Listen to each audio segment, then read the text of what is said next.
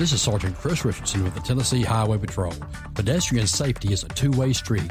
Both drivers and walkers need to do their part to keep roads safe. When you're walking, remember, the drivers may not always see you, so remember to use these tips to continue to walk safely. Wear bright clothes.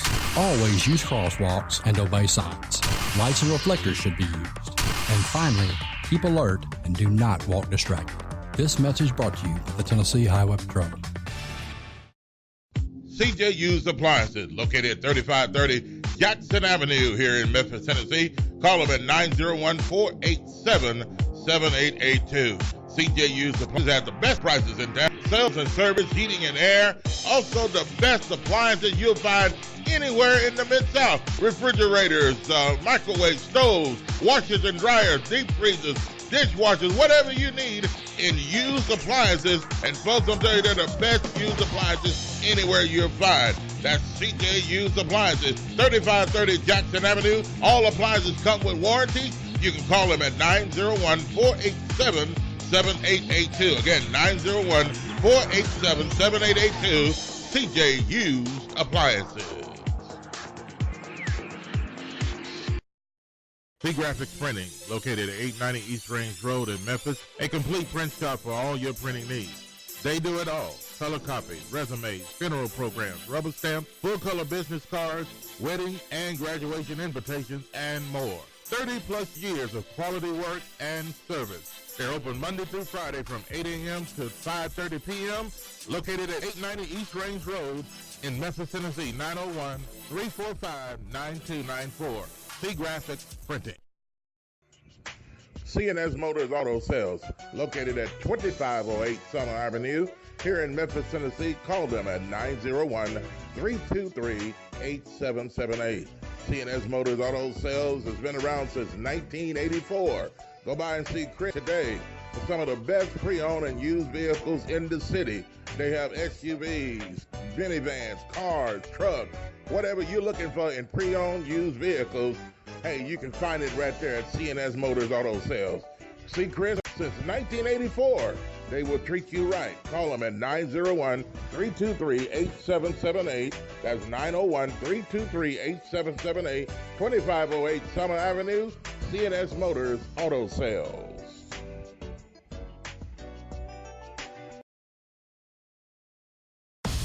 This is Sergeant Chris Richardson with the Tennessee Highway Patrol, here to explain the Tennessee Hands-Free Law, which is a new state law effective July 1st, 2019. In Public Chapter 412, it makes it illegal for a driver to hold a cell phone or a mobile device with any part of their body, to write, send, or read any text-based communication, to reach for a cell phone or mobile device in a manner that requires the driver to no longer be in a seated driving position or properly restrained by a seatbelt, to watch a video or a movie on a cell phone or a mobile device, and to record or broadcast video on a cell phone or mobile device. So, can I still talk on my cell phone while driving? Yes.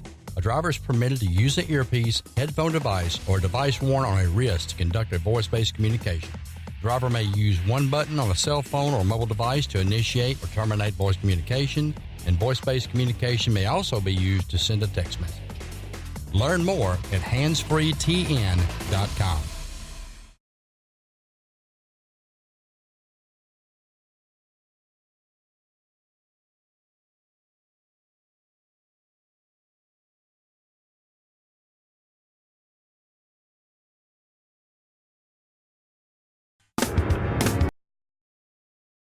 This is Sergeant Chris Richardson with the Tennessee Highway Patrol. Pedestrian safety is a two-way street. Both drivers and walkers need to do their part to keep roads safe. When you're walking, remember, the drivers may not always see you, so remember to use these tips to continue to walk safely. Wear bright clothes. Always use crosswalks and obey signs. Lights and reflectors should be used. And finally, keep alert and do not walk distracted. This message brought to you by the Tennessee Highway Patrol.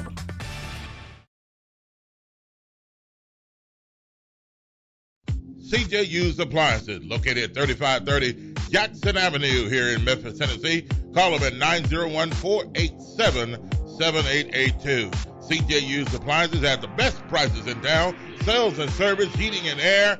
Also the best appliances you'll find anywhere in the Mid-South. Refrigerators, microwave stoves, washers and dryers, deep freezers, dishwashers, whatever you need in used appliances. And folks, I'm telling you, they're the best used appliances anywhere you'll find. That's CJ Used Appliances, 3530 Jackson Avenue. All appliances come with warranty. You can call them at 901-487-7882. Again, 901-487-7882.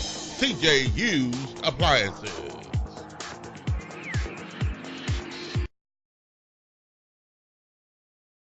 C Graphics Printing, located at 890 East Range Road in Memphis, a complete print shop for all your printing needs. They do it all: color copies, resumes, funeral programs, rubber stamps, full-color business cards, wedding and graduation invitations, and more. 30-plus years of quality work and service. They're open Monday through Friday from 8 a.m. to 5:30 p.m., located at 890 East Range Road in Memphis, Tennessee, 901-345-9294. C Graphics Printing. C&S Motors Auto Sales, located at 2508 Summer Avenue, here in Memphis, Tennessee. Call them at 901-323-8778. C&S Motors Auto Sales has been around since 1984. Go by and see Chris today for some of the best pre-owned and used vehicles in the city. They have SUVs, minivans, cars, trucks, whatever you're looking for in pre-owned used vehicles. Hey, you can find it right there at C&S Motors Auto Sales. See Chris since 1984. They will treat you right. Call them at 901-323-8778. That's 901-323-8778. 2508 Summer Avenue, C&S Motors Auto Sales.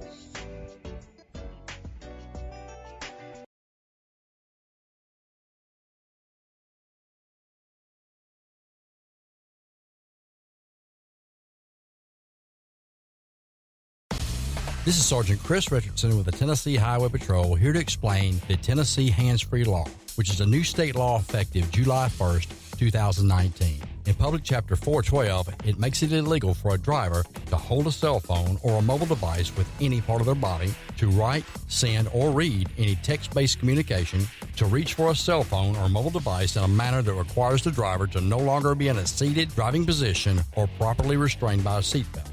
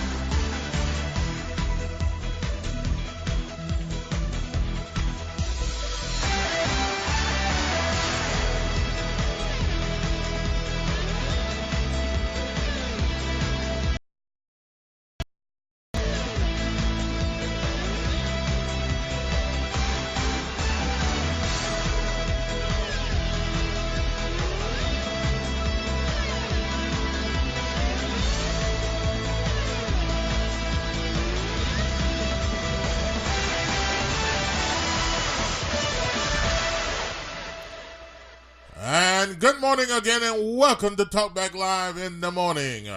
It is now 8:09, 9 minutes past the hour of 8 o'clock time, and a very pleasant good morning to you on a Wednesday. Wednesday, yeah, there we go. On a Wednesday morning. Man, it slipped my mind there for a little bit. On a Wednesday morning. We've been on more days than I thought this week. Mm-hmm. Yeah, Wednesday morning. Yes, a lovely, wonderful Wednesday morning. and starting your day off at 36 degrees under a mostly sunny sky. A beautiful day to start your day. And folks, hey, I tell you what, we have a great show lined up for you today. Hot topics of discussion, news that you could use, local, national, international. And the number to call is 901-213-6020. Again, the number to call is 901-213-6020 to correspond with us and to make a comment or ask questions or whatever during the show, any topic that we will be discussing. All right. Good morning, Josh. Good morning, Bob. Good morning, everybody out there listening, watching, tuning in, wherever you may be, however you may be checking us out, man. Another great show we got lined up for you today. As Bob just said, man, a lot of stuff to get to. A lot of stuff going on in the world, man. We're going to get into all of it locally and nationally, so y'all stay tuned, stick, and stay with us for that, man. And also you could join in on the conversation with the phone number you see on the screen, as well as the comments that we read each and every morning. Also, quick reminder, you can follow us on social media through different apps and different avenues. First of all, you can follow us on Twitter at TaalkBackLive. That's one word, at TaalkBackLive. Also, Facebook, facebook.com, TaalkBackLive with Bob and Josh. Like our Facebook page, check us out there, as well as TaalkBack Live Network on Facebook and WTBL TaalkBack Live Network Facebook pages. Also, you can listen live as well as view us on Facebook Live, but you can listen as well exclusively on the Spreaker app. That's Spreaker. You can listen live, free download, any device you may have, mobile, whether it's Android or iPhone or iPad or Android tablet, Kindle, any of that stuff, even a desktop computer. Just go to Spreaker and search TaalkBack Live. One word, TaalkBack Live, and you will find us there live, where you can listen to us there as well. Also, you can find the podcast of the show on Spotify, Google Podcasts, and the iHeartRadio app, where you can go there and see all of our shows, TaalkBack Live, TaalkBack Live Sports, Past Breaking Bread, Bible teaching shows, all of that stuff. Our whole archive, everything we've done since we've been on this type of thing here. You can see all of that and listen to all of that on those platforms. So, without any further ado, let's get it on. All right, let's get it all kicked off. With the Metro Traffic Report, and the traffic report really keeps you up to date. What's going on the interstates, in the cities, in the county. Basically, we tell you folks, be careful on the interstates when you're coming into the city from Jackson, Tennessee, Nashville, Tennessee, or if you're coming in from West Memphis, Arkansas, or from South Haven, Mississippi. If you're coming or going, be careful on the interstates as you travel around the city of Memphis. This is a busy time of the morning, so take it easy on the freeways. This Metro Traffic Report is sponsored by TaalkBack Live Sports with Bob and Josh. There you go. And hey, I tell you what, be careful on the interstates out there today. Mm-hmm. Yeah, we're good. What's going on? What was that?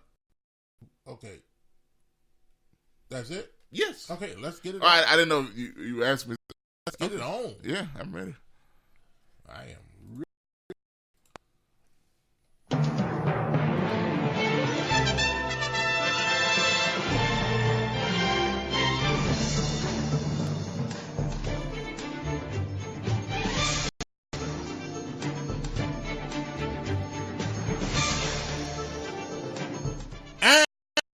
And in the headlines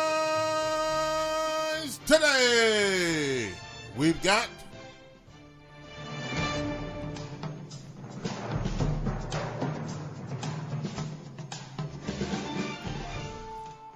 you're talking about situations happening all around the world on the other side, and people are involved in that situation. Yeah, even though it's on the other side, but yet there are people on this side are involved on the other side.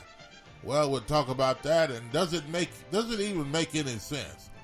What's going on? Well, to some people it do, some people it don't.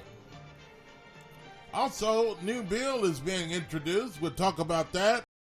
Some other things as well, even in prison. Well, let's talk about it. Josh, we have a situation this morning. We're going to briefly talk about this and bring this up. Mostly everybody around the world know what's going on in Iraq this morning, and Iran, and the situation with the United States. Iran has shot, 12 missiles at U.S. property or U.S. base in Iraq, Baghdad, near Baghdad, about 100 miles north of Baghdad yesterday, or at our time was last night. So what happened and what this story, what's the latest going on with this? As far as we know, there's no American casualties, or was there any attack on American base? American soldiers. So what else is new with this? Yeah, so very big story, and y'all know this has kind of been developing for a while with Iran and the United States with Trump and everything that's going on with the leaders of Iran, and kind of this back and forth has been going on, but now the back and forth has become military back and forth as well. It's like, a response to what the United States did by killing the General Soleimani in Iran. So, it's interesting. Now, there's a lot of reports coming out this morning because it's still quite an active situation. Yeah. And the latest update we have in this news story that we're going to play.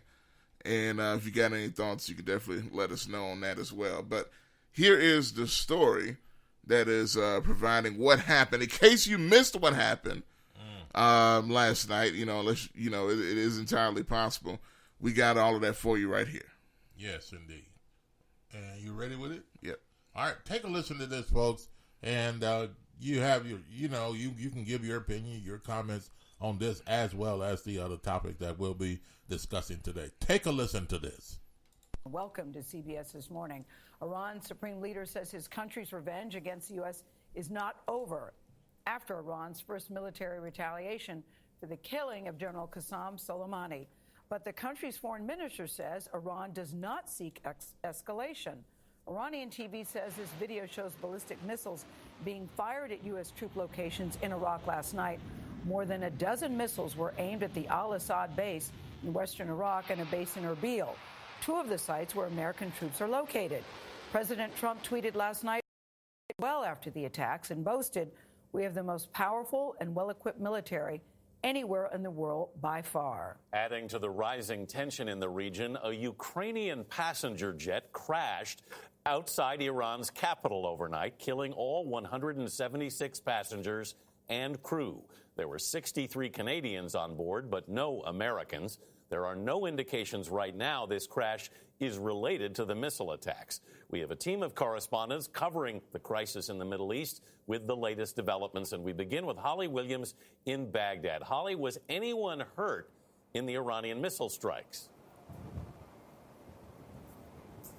Good morning. Well, it is now daytime here in Iraq. Time to assess the damage done by this barrage of Iranian missiles. Iraq's military says that it suffered no casualties. And remember, they work very closely with American troops here. But so far, there's been no official word from the U.S. side. The missiles streaked across the night sky, shattering the peace at around 2 a.m. local time. Iran making good on its threat of revenge. The main target, Al-Assad base, covers an area of 25 square miles, and it's home to around 1,500 US and coalition troops. President Trump visited the base in 2018 with this message for Iran. And to protect US interests, and also to always watch very closely over any potential reformation of ISIS, and also to watch over Iran. We'll be watching. To the north, Erbil Air Base has been critically important in the fight against ISIS. We've visited several times. It's home to US personnel and aircraft. This is apparently one of the missiles that Iran launched at Erbil, in a town 30 miles away. Local reports say there were no casualties. The roughly 5,000 US troops here in Iraq were already on high alert. Paused their operations against ISIS, fearing retaliation after President Trump ordered the assassination on a Baghdad street of Iranian General Qasem Soleimani. Just hours before the missile attack, we met with General Abdul Karim Khalaf, military spokesman for Iraq's Prime Minister. He was fearful that his country would become a battlefield for Iran and the United States. Today, that frightening one step closer. Part of the world that is already unstable and ravaged by wars. That frightening prospect is terrifying for many people in the region. The key question now is how the US will respond. Indeed, Holly Williams for us in Baghdad. Holly, thank you very much. All right, what do you think, folks? That happened last night and, yesterday, last night, whatever way you want to look at it in that part of the country. Now they're cleaning up.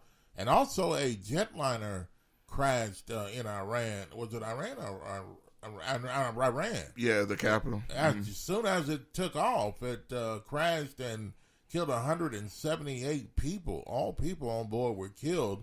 And some people thinking that may have had something to do, but there were no Americans on board that plane. But why and how did it go down? They're still investigating that as we speak now. Yeah, it's insane stuff, man. And then you think about, according to one of our listeners, GKP says earthquake that hit Iran this morning. Yeah. And I did not hear about that. Yeah. So but that had nothing to do with America attacking Iran or something. But, yeah, of course. But that's a natural phenomenon, but what I'm saying is, of course it is. But what I'm saying is how insane that is, the amount of stuff that's happening in the same place. And then chaos. Yeah. All signs when it comes to the airline that crashed, and this is by all sorts of investigations from everybody so far, that there was no foul play as far as, an attack on that plane. Yeah. So that could have possibly, and of course we don't know yet, that could have possibly been an accident. Yeah. So that's just, it's amazing. From the way it looks, they say it's an accident. But what do you think about what's going on in Iran? You think the American soldiers should be involved in this particular situation? Now, you can't help but to get involved when somebody's throwing missiles at you. Yeah. I mean, but there were no American soldiers injured or it didn't hit American interests or as far as the bases where Americans were staying, but it was toward that in that area where our soldiers are. So what do you think, folks? 901-213-6020. Is that any interest of yours or?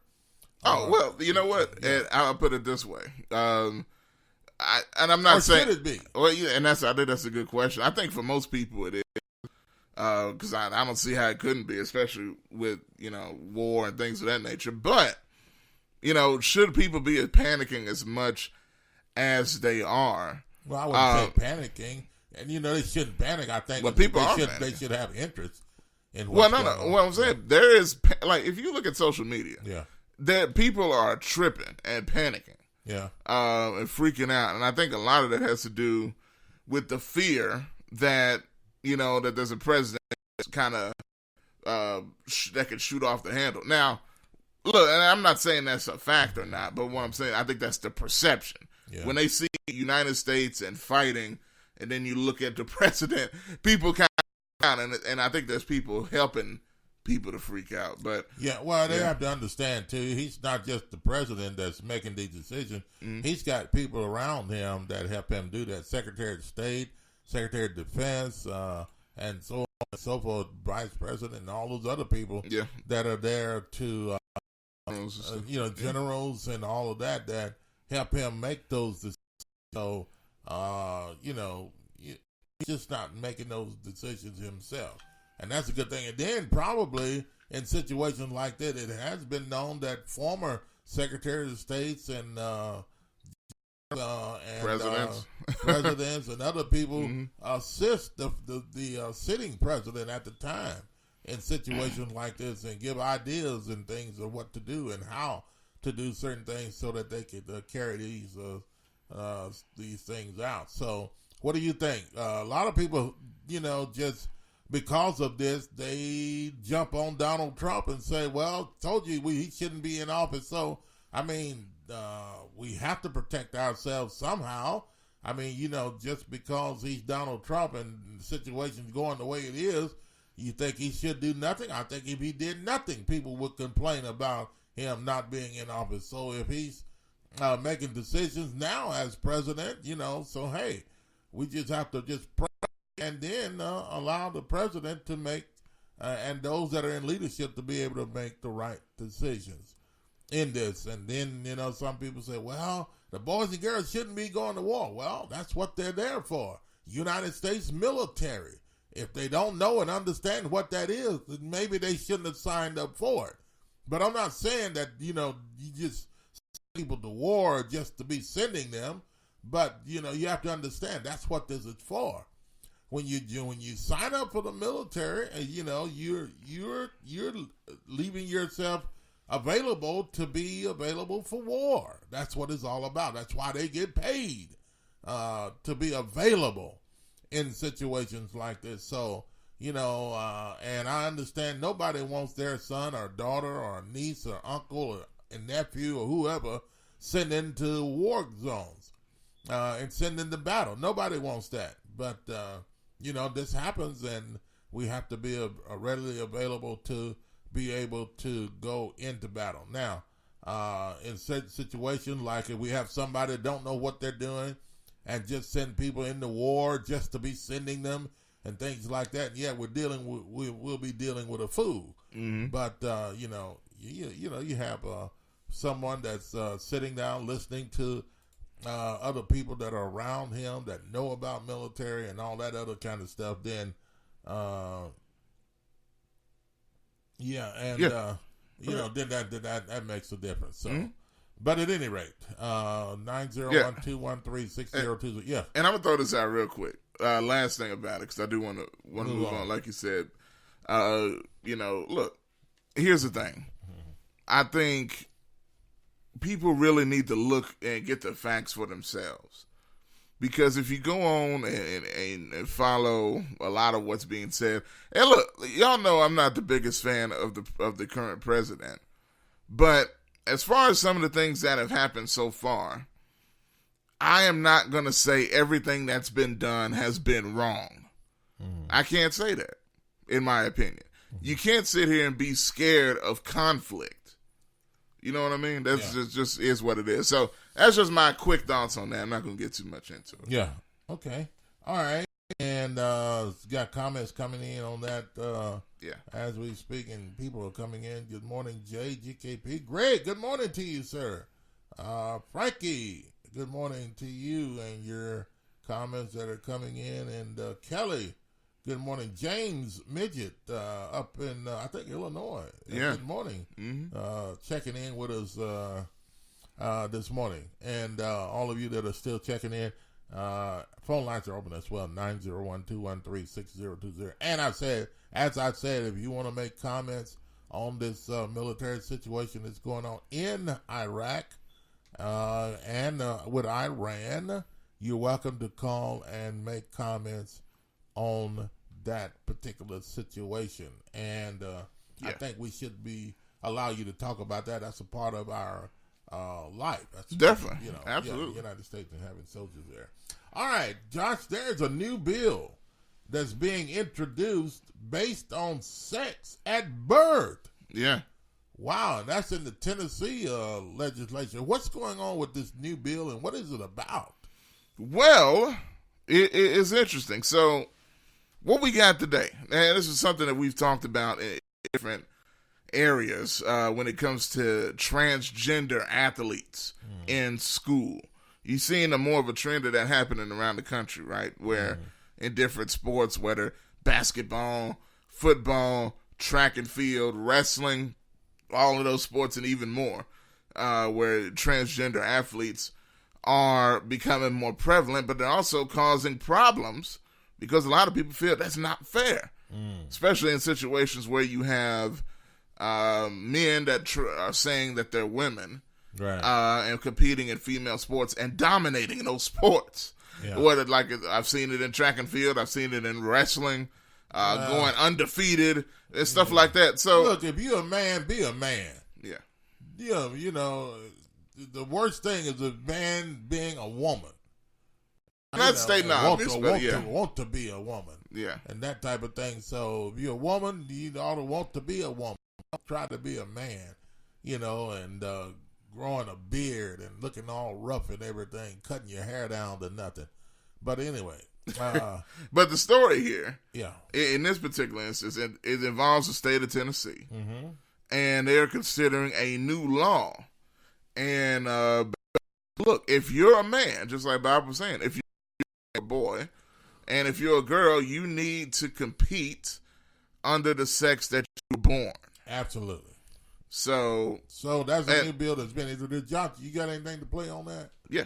Yeah, I tell you what, let's get ready to play that, and then we'll make some more comments we're going to make on this, and you can make comments by listening to this and give us your thoughts and your opinion on this as well. Is it right, or should people feel that they're a boy and they're not born a boy?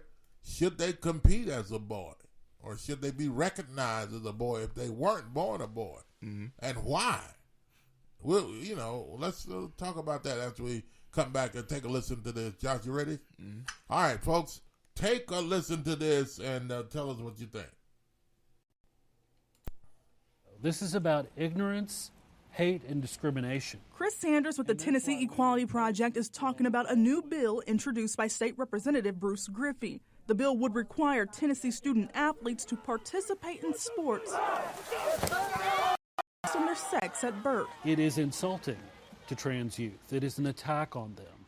Their state government should be serving them and not seeking ways to marginalize them further. Sanders says this is becoming a pattern from lawmakers, introducing bills he calls discriminatory. This bill is a part of the 2020 slate of hate, what we would call the bills that attack the LGBTQ community. But Representative Griffey says this bill isn't designed to punish or discriminate. This is an attempt to try to make it fair, try to base it on your birth certificate at birth, and so that everyone has a fair shot at scholarships and a fair shot at winning. Griffey says there's a reason why we have boys and girls sports. If we're going to begin blurring the lines, we're really defeating the purpose of having fair competition to begin with. In the end, the lawmaker says it comes down to science and experience. We all know that traditionally males generally have bigger hearts, bigger upper bodies, and that can give them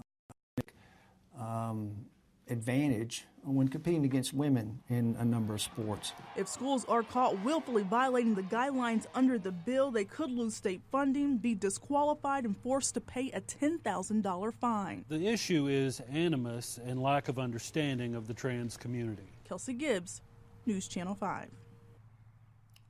Wow, I said it's a bill of hate. How can that be a bill of hate? And also it says, well, if you refuse to obey the bill, you could lose state funding by not following the bill, and you could be fined a $10,000 fine and be disqualified if they don't follow the guidelines or the rules of this new bill. Josh, what do you think about the new bill? Is it something that we need? Yeah, I really think it is, because to me, look, you can say discrimination all you want. I think that's just a bunch of baloney, to be real with you. And look, I understand. Well, I ain't even gonna lie. I don't. There are a lot of things about that I don't understand, as far as kids that want to be that way, or whatever the case is. But as far as athletics go, there is no justification whatsoever that you can come up with to act like in any way this is okay. If anything, it's more discriminatory to allow this to continue to happen. You know why? Because you have atomically, physically, men with the way we are built, and especially, to the point of training as an athlete, it's completely unfair to women. And I think female athletes should take more of a stand against this than anybody else in the situation. You know what I'm saying? Because imagine all those girls working out and training and doing all this stuff. Yeah. And you're competing against a guy that's training to the same level, if not harder. Well, sometimes, guys don't have to train as hard, nearly as hard, and some guys probably don't have to train that much at all. Yeah. To defeat another girl. Yeah. Because of their difference in gender. Yeah. Then to have them to qualify, a boy to qualify as a girl. Yeah. And to compete against real girls, and that to me is not quite fair. And but look, and see what I can't stand about this whole thing is that I feel like that whole community is trying to guilt shame people into, if you don't agree with us, and I've said this before, y'all have heard me say this, but it doesn't matter. If you don't agree with us, then you're being a terrible person to these transgender youth. How about the fact that those people are misinforming these transgender children, or people that believe they're transgender, whatever the case is. They're putting it in those kids' minds that you are doing the right thing. You know what I'm saying? They're deceiving these kids into thinking they're the victims in this situation when it's not the case. Right. You get what I'm saying? Yeah, and really they should be taught who they are. What's wrong with the way they were born? Born as a girl, they born as a boy. They should compete as a boy if they're born as a boy. Should compete as a girl if they were born a girl. What's wrong with who they are? And some people say, well, if they want to be a girl, Bob, let them be a girl. You just can't let that. That's not a let thing. You have to be born a girl. How in the world let them be if they want a girl, want to be a boy, let them be a boy. It's not possible. I mean, you have to create some things and make some things happen. You just can't sew things on and, make them a girl or make the girl a boy. I mean, this is the way people are born. Mm-hmm. You can't just make a boy a girl and then just say, hey, let him be whoever he want to be. He's not. He can say who he wants to be all he wants to, but he cannot be that because that's the way he's born. And that is the same way they need to allow them, and I believe, to compete in state competition or whatever they're doing. Mm-hmm. If they're a boy, they let them compete as a boy. If they're a girl born to be a girl, they're born a girl, they need to compete as a girl. That's the state law that's being introduced. Do you think that law should be introduced, or do you think they need to do away and outlaw and not to allow that particular law to come into effect? That's just the way it is. Do you think it should be made a law, or shouldn't it be made a law? Do you think everybody should have the right to just go around and say, hey, I'm a girl? If they're born a boy, they should have to go around and say, I'm a girl if I want to. Or just let everybody be whoever they want to be. Can you imagine what this world would, it's almost that way anyway. Can you imagine what it would be like if everybody just be who they want to be? They're born a boy, and then all these boys walking around talking about I'm a girl and acting like a girl, talking everything else, wanting to grow fingernails, 6 inches long, and I'm being facetious, but it's real. This is going on, and you have you have some guys that be trying to date girls and end up dating a boy or whoever. Yeah, that's because they're dressed or made up like Call a boy. from James. That's happened plenty of times. James, welcome to the show. Good morning on a Wednesday. Hey, how you doing? How y'all doing? Sir, how are you? Yeah, hey, the bill is to stop them, right, from competing as different genders. If they're a man and they're running with women, it's to prevent it, right? Yeah. Yeah. Okay, yeah. The first thing for me is I don't care what they call themselves. If they want to, if they say this is a guy and he thinks he's a woman, I have no problem with that. Okay, why not? I don't want to have to call him something other than what he is. That's the I don't want to be forced to acknowledge him as a woman when he's not a woman. Okay. Or use special pronouns, them and thus, and deal with, I got to go learn the gay designations and stuff like that. I don't want to have to deal with that. And you know what? You know what, James? You shouldn't.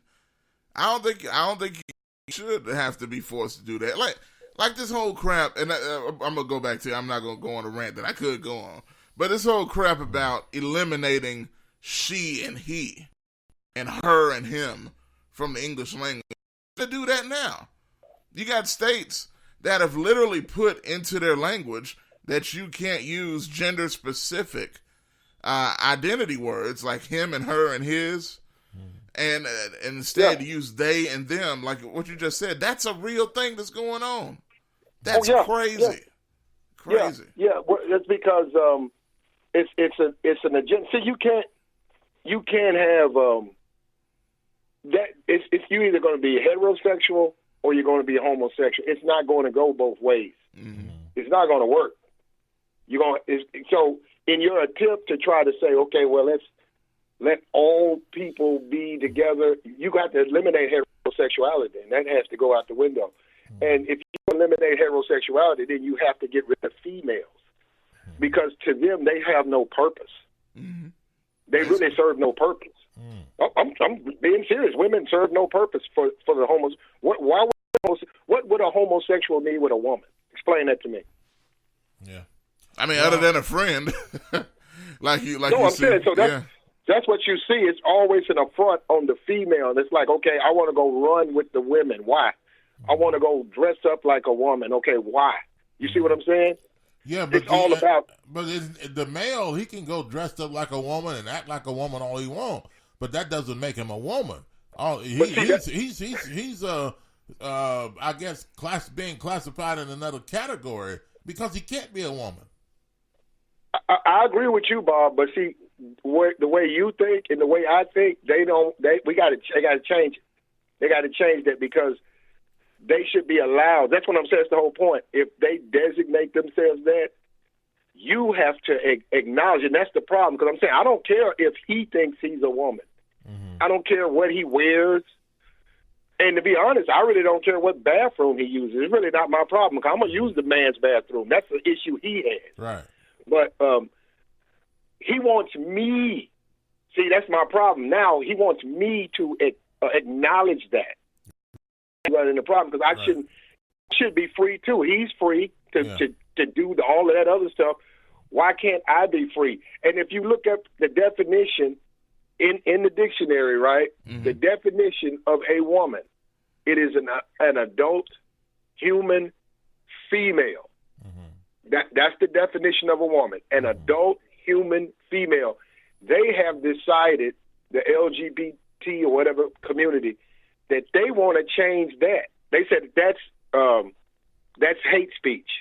Mm. That definition, an adult human female, that's in the Webster's dictionary. Yep. They said we got to get rid of that because that is hate speech. Yeah, because it doesn't allow the men or the transgenders. It doesn't allow them to shape shift and gender change without getting harassed or called names. Yeah, but the thing, James, what are you hating though? If it's a hate speech, what do you mean? What are they hating?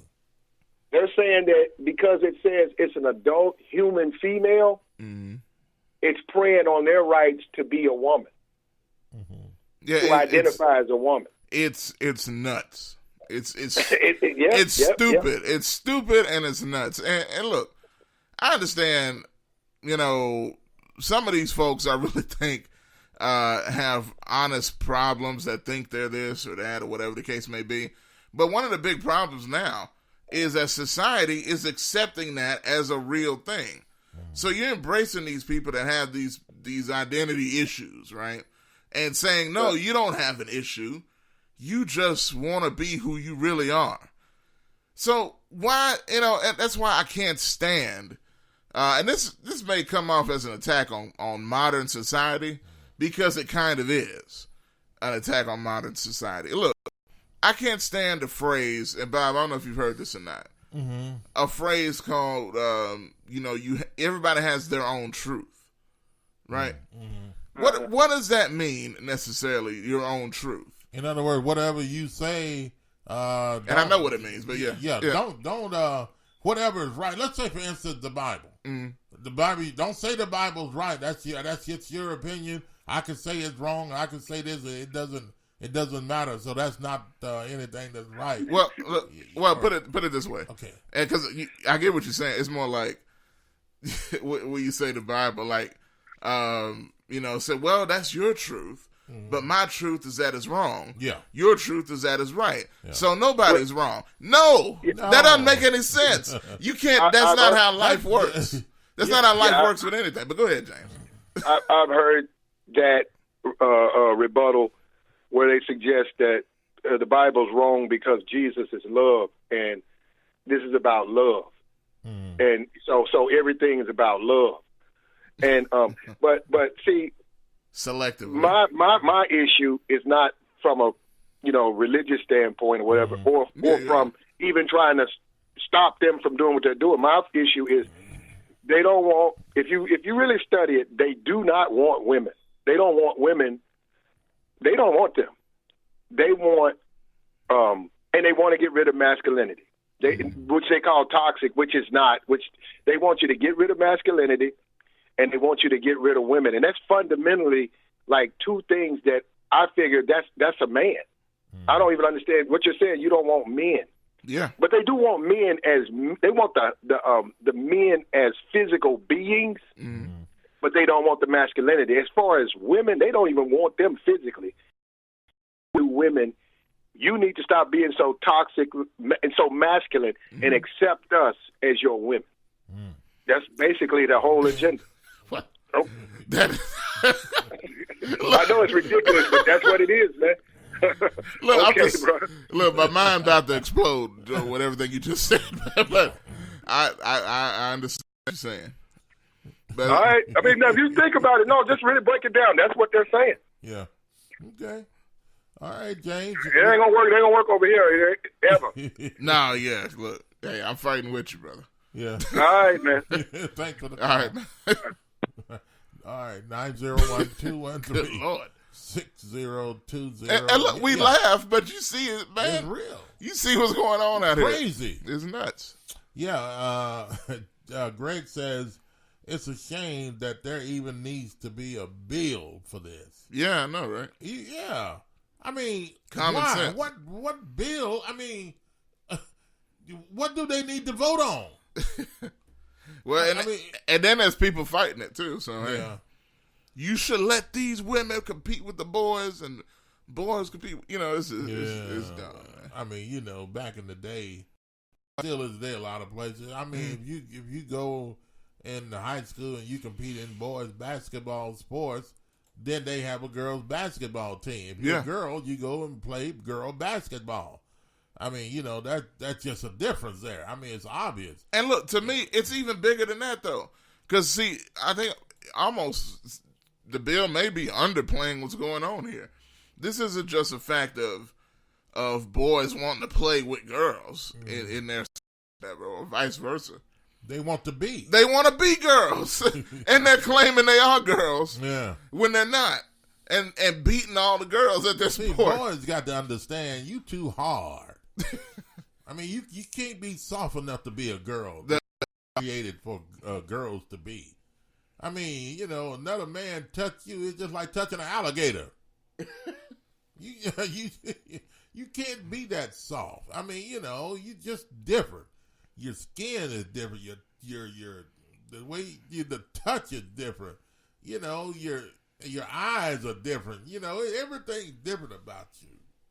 Well, think about it. Some of these guys, though, with all this women, with all this female lotion, they put it every day. Have you ever seen, look? You know how that lotion, the female lotion, is supposed to make you soft. Yeah, no, I don't care how much lotion they put on. They still an alligator. You know, they can act funny and look funny and all that other kind of stuff. They put that blush on. You can never be a girl. You can never be a woman, so stop it. Yeah. You'll be a thing. That's what you'll be, a thing. If you want to call it that. But you'll never be a woman. 901-213-602, yes. Here's a couple more comments to get Verdell right before the one you read. He said, I like this bill. Boys should compete with boys. Girls should compete with girls. If they don't like it, let the transformer compete with each other. Yeah. If you want to beat a transformer or gender or whatever, then hey, y'all compete with each other. Don't try to bust your way into into a regular society. If it's wrong, you think it's wrong, then why do you want to play with them? Yeah. Go play with your own kind or whatever you want to be. Funny like that. Yeah.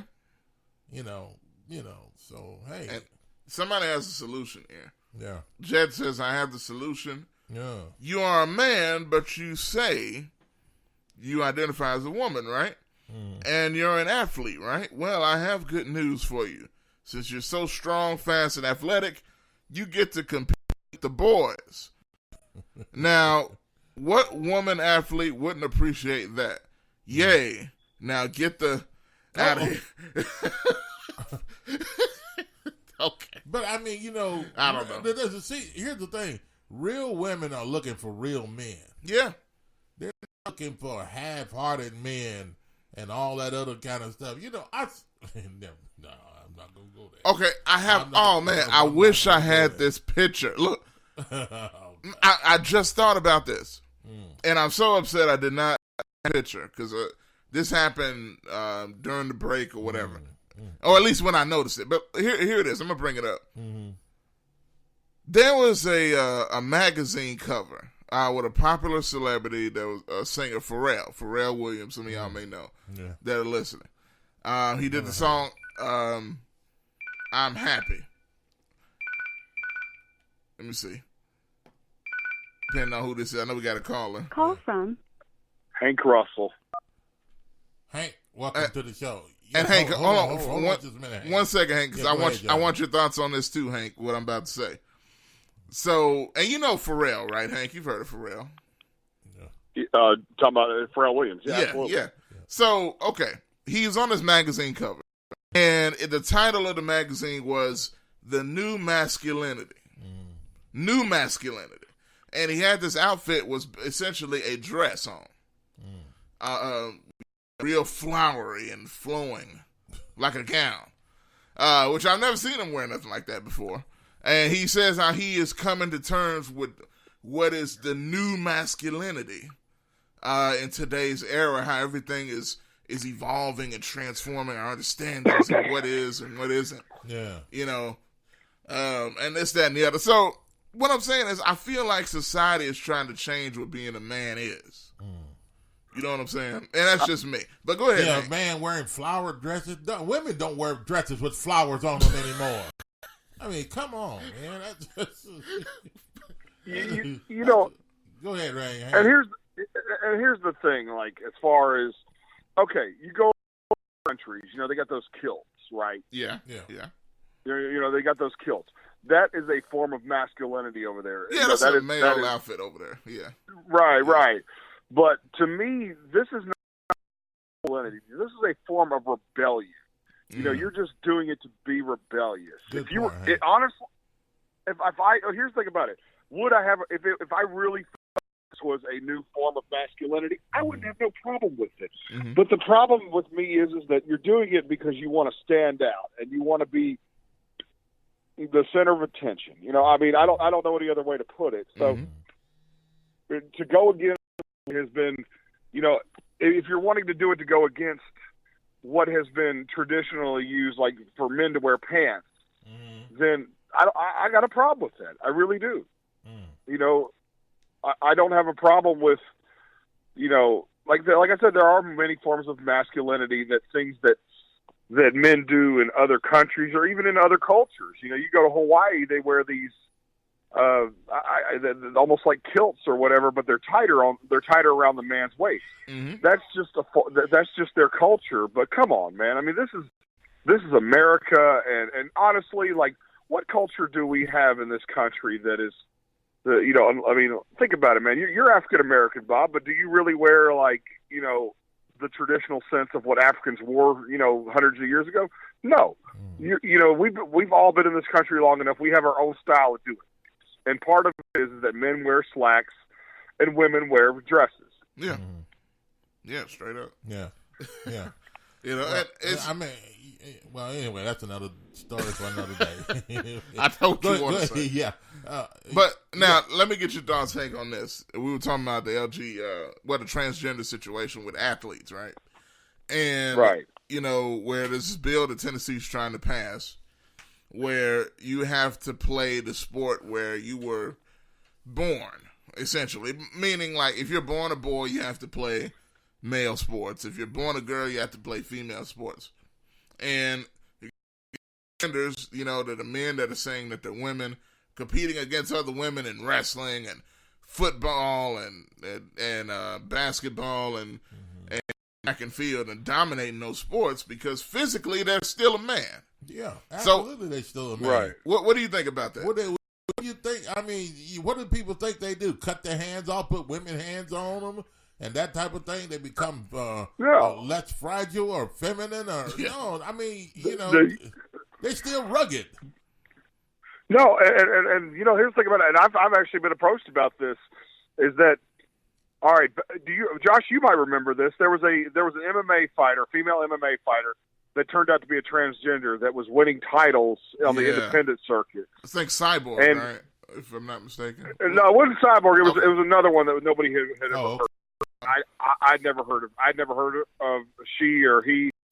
The thing about it is that when they did a test, they did a test on her. Number one, obviously her blood had X and Y chromosomes, which makes it only had Y chromosomes, which meant it was a male. Mm-hmm. And number two, when they were doing a pressure test, do you remember the movie Rocky IV? Whenever he was doing the punching test and they showed pounds of pressure, the average male can punch between 600 pounds of pressure and 900 pounds of pressure. This woman was punching 1,100 pounds of pressure. Sheesh. 1,100 pounds of pressure. The average woman punches 450 pounds of pressure. Wow. So, I mean, well, what does that tell you right there? Jeez. If you get in there and you're a man and you beat up a woman, guess what? You're doing exactly what tradition says. Don't hit another woman, but you identify as a woman, but yet you're in there destroying other women. It's amazing. And see, that's what people don't really. I think people in society now are so accepting, right, of whatever they really want to be accepting of, almost anything, to the detriment. Like, man, this is nature to the point where you cannot disrupt it, even though they're trying to. Right. It's very weird. I don't even know how to put it, man. It's crazy. Well, and to relate, Josh, they got this thing about where they want them to choose. Like, they got these parents that say, well, we are going to give you the option to choose whether you want to be a man or woman. But I can't help it but thinking that there's not a parent out there going to their son, are you sure you don't want to wear the dress? Exactly. And then by the time they're 10 years old, it's like, I thought I wanted the football, but I really wanted the dress. See, and that's because the parents are pushing it. See, look, man, I've seen, some of the situations where you got a 5-year-old boy is playing with a doll, a girl doll, and the parents like, this is now my daughter, and raise them as the daughter from that point on.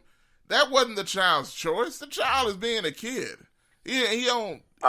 In what way is playing with a female doll at a certain point? Well, this is where it comes into where parents need to raise their kids the way they need to raise them and know who they are and teach them who they are and what they are and that type of thing. Naturally, so if you're born a boy, you're going to behave like a boy. There's no, okay, well, you're born as a girl, then you're born as a boy. Okay, let's train the boy to act like a boy now. No, that's gonna be a natural thing. A boy's gonna behave like a boy. When he cries, he's gonna sound like a big-headed boy. You know, a girl gonna sound like a girl. Yeah. When they grow up, their voices changes, and as they grow up, their behavior and all these other kind of things. Even when they get 3, 4 years old, all these things change. You get 5 years old. You know, a boy even knows how he urinates. A girl knows how she urinates. It's not the same. Not a girl reaching down trying to find something to urinate with. So I mean, this is a natural thing. And people, how can you? I don't know. Go ahead. Well, and to relate to what Josh just said, he was talking about that a girl, that just because a boy is playing with dolls doesn't mean that they should automatically identify as a woman. I mean, I like the color. Okay, a very unmasculine color. I love the color fuchsia. The fuchsia I think it's a cool color, but it's a very feminine color. But you know what? I still watch. But that's the thing about it. I still do masculine things. I just think it's a good color to use in paintings, possibly T-shirts and stuff like that. That doesn't necessarily mean that. Guess what? I'm already identifying as a girl because I choose a feminine color to be one of my favorite colors. And that's what kills me about the parent. They're the ones being narrow-minded, thinking, well, hey, they're kind of walking on their own contradiction here by saying, well, because he likes to play with dolls at 5 years old, that automatically is going to identify him as a girl. No, that just means that his priorities are messed up at that age. Yeah, I hope I don't see no 5-year-old boy playing with a doll or a 9 or a 10-year-old choosing his favorite color as pink. But well, look. Let's say. But guess what though? Even if he does, that doesn't mean he's a girl. Well, it doesn't. No. Exactly. See, that's what people get it twisted. It means, they want to change his whole autonomy because he grabbed a pink thing. He's a kid. What it means is that their parents let them get away with thinking that's who they are, and not trying to raise up the child in the way he or she should go. But at any rate, yeah. Bob, I didn't mean to take up so much of y'all's time, man.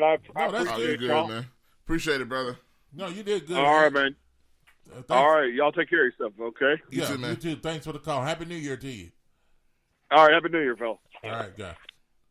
All right, the 901-213-6020. And other people are checking in. Charlie Harper. Yes, sir. Humboldt. Jet got some things to say here. He wants to get in. Tarvis, thanks for what's up, Tarvis? And Burdell and on. And Jet has some things to say here, Josh. Yes, sir. He says, a man with a flower dress. Oh. That's Medea. Shout out to Tyler Perry. Yeah. Who actually, he doesn't do Medea anymore.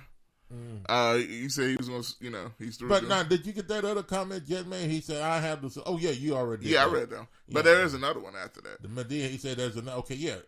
He said, transgendered Olympics. Great idea. Can host it at the Superdome Stadium in Pontiac, Michigan. And instead of calling it the Pro-Am, they can call it the Pontiac Trans Am. Oh, God. I didn't read all that. Okay, so, yeah. Oh, man. Oh, my goodness. Wow. For some of you, that's name of car. Anyway. Then he goes on, pats himself on the back there. Yeah, that was good. Yeah. Probably. Thanks for checking in. Good morning to you. Yes, good. KP, Burdell. What does Burdell say? He's a responsible and brilliant. Okay. That's funny. Yeah, 901-213-60. Matter of fact, let's take a break. Okay, let's go ahead and take a break here, and we'll come back where you can still respond to the new bill that has been considered for the state of Tennessee, and it's based on sex.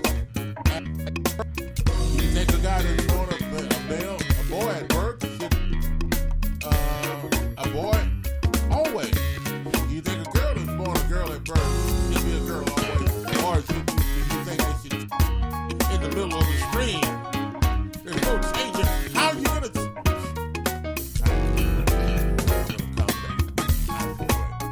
Back after this, another break coming up after the break. You're listening to Talk Back Live with Bob and John. It is now 9:06, 6 minutes past the hour of 9 o'clock Central Time, and a very pleasant good morning to you on a Wednesday morning. We'll be back after this.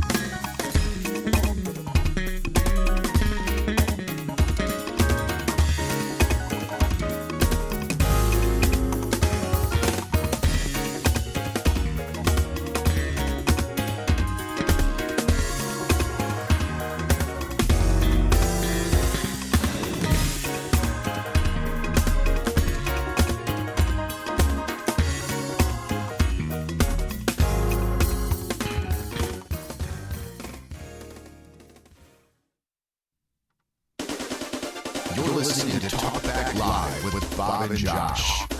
Talking about current events and topics that matter. This is Sergeant Chris Richardson with Tennessee Highway Patrol. Pedestrian safety is a two-way street, but both drivers and walkers need to do their part to keep roads safe. When you're walking, remember, the drivers may not always see you, so remember to use these tips to continue to walk safely. Wear bright clothes. Always use crosswalks and obey signs. Lights and reflectors should be used. And finally, keep alert and do not walk distracted. This message brought to you by the Tennessee Highway Patrol. CJ Used Appliances, located at 3530 Jackson Avenue here in Memphis, Tennessee. Call them at 901-487-7882. CJ Used Appliances have the best prices in town. Sales and service, heating and air. Also the best appliances you'll find anywhere in the Mid-South. Refrigerators, microwave stoves, washers and dryers, deep freezers, dishwashers, whatever you need in used appliances. And folks, I'll tell you, they're the best used appliances anywhere you'll find. That's CJ Used Appliances, 3530 Jackson Avenue. All appliances come with warranty. You can call them at 901-487-7882. Again, 901-487-7882. CJ Used Appliances. C-Graphics Printing, located at 890 East Range Road in Memphis. A complete print shop for all your printing needs. They do it all. Color copies, resumes, funeral programs, rubber stamps, full-color business cards, wedding and graduation invitations, and more. 30-plus years of quality work and service. They're open Monday through Friday from 8 a.m. to 5:30 p.m. Located at 890 East Range Road in Memphis, Tennessee, 901-345-9294. C-Graphics Printing. C&S Motors Auto Sales, located at 2508 Summer Avenue here in Memphis, Tennessee. Call them at 901-323-8778. C&S Motors Auto Sales has been around since 1984. Go by and see Chris today for some of the best pre-owned and used vehicles in the city. They have SUVs, minivans, cars, trucks, whatever you're looking for in pre-owned used vehicles. Hey, you can find it right there at C&S Motors Auto Sales. See Chris since 1984. They will treat you right. Call them at 901-323-8778. That's 901-323-8778. 2508 Summer Avenue, C&S Motors Auto Sales. This is Sergeant Chris Richardson with the Tennessee Highway Patrol, here to explain the Tennessee Hands-Free Law, which is a new state law effective July 1st, 2019. In Public Chapter 412, it makes it illegal for a driver to hold a cell phone or a mobile device with any part of their body, to write, send, or read any text-based communication, to reach for a cell phone or mobile device in a manner that requires the driver to no longer be in a seated driving position or properly restrained by a seatbelt, to watch a video or a movie on a cell phone or a mobile device, and to record or broadcast video on a cell phone or mobile device. So, can I still talk on my cell phone while driving? Yes. A driver is permitted to use an earpiece, headphone device, or a device worn on a wrist to conduct a voice-based communication.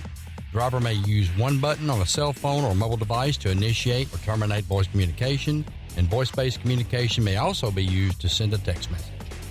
Learn more at handsfreetn.com. You're listening to Talk Back Live with Bob and Josh. Talking about current events and topics that matter. Call in now, 901-213-6020. 901-213-6020. Now, here's Bob and Josh.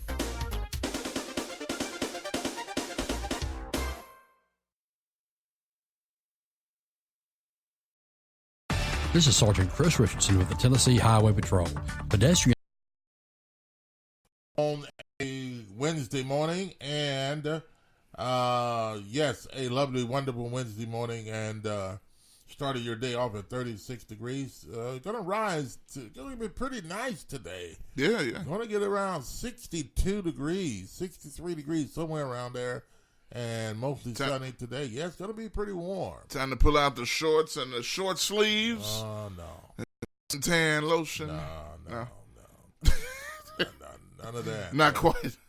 None of that. Yeah. None of that. And, but, you can pull them out and go out, but you end up probably getting sick behind it. But, it's not summertime yet. Yeah, true. But, hey. You know what? Yeah. And, I found out what today is also.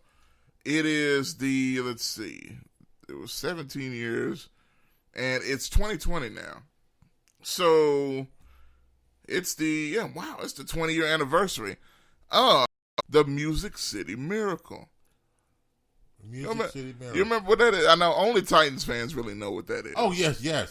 Okay. The miraculous play to beat the Buffalo Bills. In the playoffs, the year that the Titans went to the Super Bowl, it was the year 2000. And when Kevin Dyson got the lateral from Frank Wycheck on the kickoff, well, actually Lorenzo Neal, and Kevin Dyson ran down the sideline for that big touchdown. So I want y'all to know all about Titans history, and the reason why I say that, with the soon-to-be Super Bowl champions, y'all need to get familiar with who we are. Yes. Before this weekend when we take on the Ravens. So I'm very familiar. Yeah, get familiar. Yeah. So everybody, do you know who the Tennessee Titans are? I hope you do. You need to get familiar and used to your hometown team. If you're in Tennessee, then your team should be the Tennessee Titans. That's it. Not the Cowboys. No. Not the Ravens. No. Not the... Definitely not the Patriots. Not the Dolphins or Bears or anything like that. Your team should be, if you're in the state of Tennessee, your team should be the Tennessee Titans. Yes. And if it's not, you're out of line. That's it. You're out of line, totally. Totally out of line. Yeah. But at any rate. Shout out to Kelly. I know Kelly's a Colts fan. Colts? That's definitely What out is of line. that? Exactly. I don't know. What state are they in? Are the Colts? Are they? Do they know where they're at and where they want to be? Well, they're in Indy now. Oh, they're in Indianapolis now. Not Baltimore. Oh man. Okay. I just want to know if they know where they are. But shout out to Kelly. I know Kelly's been supporting my Titans, so you good people, man. Yeah. Good, yeah. Now I have the audio clip. It's like a minute, I think. Yeah. But this is the actual radio call from the Music City Miracle. Okay. With the same announcer that's doing it now, Mike Keith. But we're still talking about the topic where we talked about earlier. Yeah, but we're just breaking this. And we actually have another topic. And we have another topic coming up as well. But yet want to take a listen to this, folks. The Music City Miracle. Yeah. Titans have a miracle left in them in what has been a magical season to this point. If they do, they need it now. Christie kicks it high and short. Going to be fielded by Lorenzo Neal at the 25. Pitches it back to Wycheck. He across the field to Dyson. He's got something. 30, He's got 40, something. 50, He's got it. 40, He's got it. 20, 10. He's got it. End zone. Touchdown, Titans! There are no flags on the field! It's a miracle! Tennessee has pulled a miracle! A miracle for the Titans! Frank Wycheck threw another pass. There you go, folks. The Music City Miracle. And, Beautiful. I know everybody's rejoicing right now, but calm yourself down. Calm down. Calm down. It's gonna be okay. Yeah. You know, but I want you to go ahead and enjoy yourself. Everybody that's listening, and a lot of you do remember that. I know that got you pumping on this morning, so you could thank us for that. Yes, thank us for that. 901-213-6020. If you have anything that you want to talk about the topic that we were talking about, a new bill is being introduced based on sex at birth. Mm-hmm. Why do you have to introduce a bill? I think Greg asked that question. Why do you need a bill? Yeah, I think it was Greg. You need a bill to let you know if you're a male or a female, that you were born a male at birth or a female at birth. That doesn't make any sense to me. You should know who you are. Well, these days, people confusing people and kids about, there's, you're homosexual, you're heterosexual, you're a lesbian, and all these other. Why do you have to have those names when you can just be a man or a woman, or a male or female, or him and a her? It's like they say you can be anything you want to be. Yes. If you want to be the best tree you can. Yeah, that's different. No, you can't be a tree. Yeah. It really ain't that different. Like, if you're not a tree, you can't the topic we were talking about, the state funding, you lose your state funding if you participate as a girl or boy, that state or team will. Yes, sir. Also, you'll be assigned a $10,000 fine. You'll be disqualified if you don't follow the guidelines or the rules. Mm-hmm. So, and that's if that passes, by the way. Yeah, that's if that passes, by the way. But yeah, now I know we got another. In other news, yeah, Josh, we have a prison situation. The prison is suffering down in Mississippi, or is it really suffering? Is it that just the way prison life is? I mean, what's going on with that? Yeah, so Mississippi State Penitentiary is the location. And man, there's been a lot of stuff going on. If you watch the news, especially locally, really even nationally, because it's been so crazy, it's taken a lot of attention. 5 people have been killed there over the past several days. Yeah, it's not weeks. Been too long. And as a matter of fact, you got prison riots, you got prison guards quitting their job. It's just really becoming a real problem. And people are wondering what can be done and what is the reason that this is even happening. Yeah. In the state of Mississippi. So we got a story that can detail some of what's happening here. Well, we say Mississippi because we know what's going on. A story has come out. This could be the situation in other prisons across the country as well, but it's just not, the information is not getting out. But we do have this particular one on the state of Mississippi and what's going on there. Okay. We're going to take a listen to this, and when we come back, we'll talk about what you heard and some things that I have too that to me just don't make any sense, for a prison. Yeah. We'll talk about that and some other things as well. We come back from taking a listen to this. Another inmate back where he belongs after escaping a Mississippi prison, but tonight unanswered questions remain from an outbreak of prison violence last week that killed 5 inmates statewide. Thanks for joining us. I'm Richard Ransom. And I'm Katina Rankin. Dylan Williams was captured today after escaping from the Mississippi State Penitentiary at Parchman Saturday. He was doing time for burglary and aggravated assault. Local 24 News reporter Brad Broders is here with tonight's top story. And Brad, you spoke with the family of one of the inmates killed. Yeah, Richard and Katina, that Holly Springs, Mississippi family said they're relying on prayers to demand answers for how 36-year-old Denoris Howell died in custody. A chaotic and challenging week within the Mississippi prison system is reviving previous concerns of how the facilities are funded and the low pay of prison guards. He said, I'm finna die. I'm in a war zone. He said, y'all pray. That's what Annie Moffett said her nephew, Denoris Howell, told family in the final hours of his life on a frantic phone call inside the Mississippi State Penitentiary at Parchman. Friday morning, prison staff found Howell dead from a neck injury. He was in confinement. He was locked up. So why is he dead now? Howell was the fifth of 5 inmates to die in 3 separate Mississippi prisons last week, demanding action from Governor Phil Bryant and prompting outrage from the victims' families. There should have been somebody to step up to the plate and help these young men out. They're human beings just like we are. Aside from Howell, another Mid-South native, Gregory Emery of Hernando, was killed last Tuesday inside South Mississippi Correctional Institution. My son should have been at least secured a chance to be released and to change his life. I think that the prison system need a major overhaul. That's also what investigative journalist Jerry Mitchell argued in this report on the Mississippi prison system last August. It cited deep state cuts in recent years and the loss of nearly 300 prison guards at 3 state-run prisons between 2017 and last year. This is essentially just almost a decade of neglect of the prison system. It's just gotten worse and worse. Now, also today, Benny Thompson, the congressman from Mississippi, demanded the U.S. Attorney General launch an investigation into the Mississippi prison system.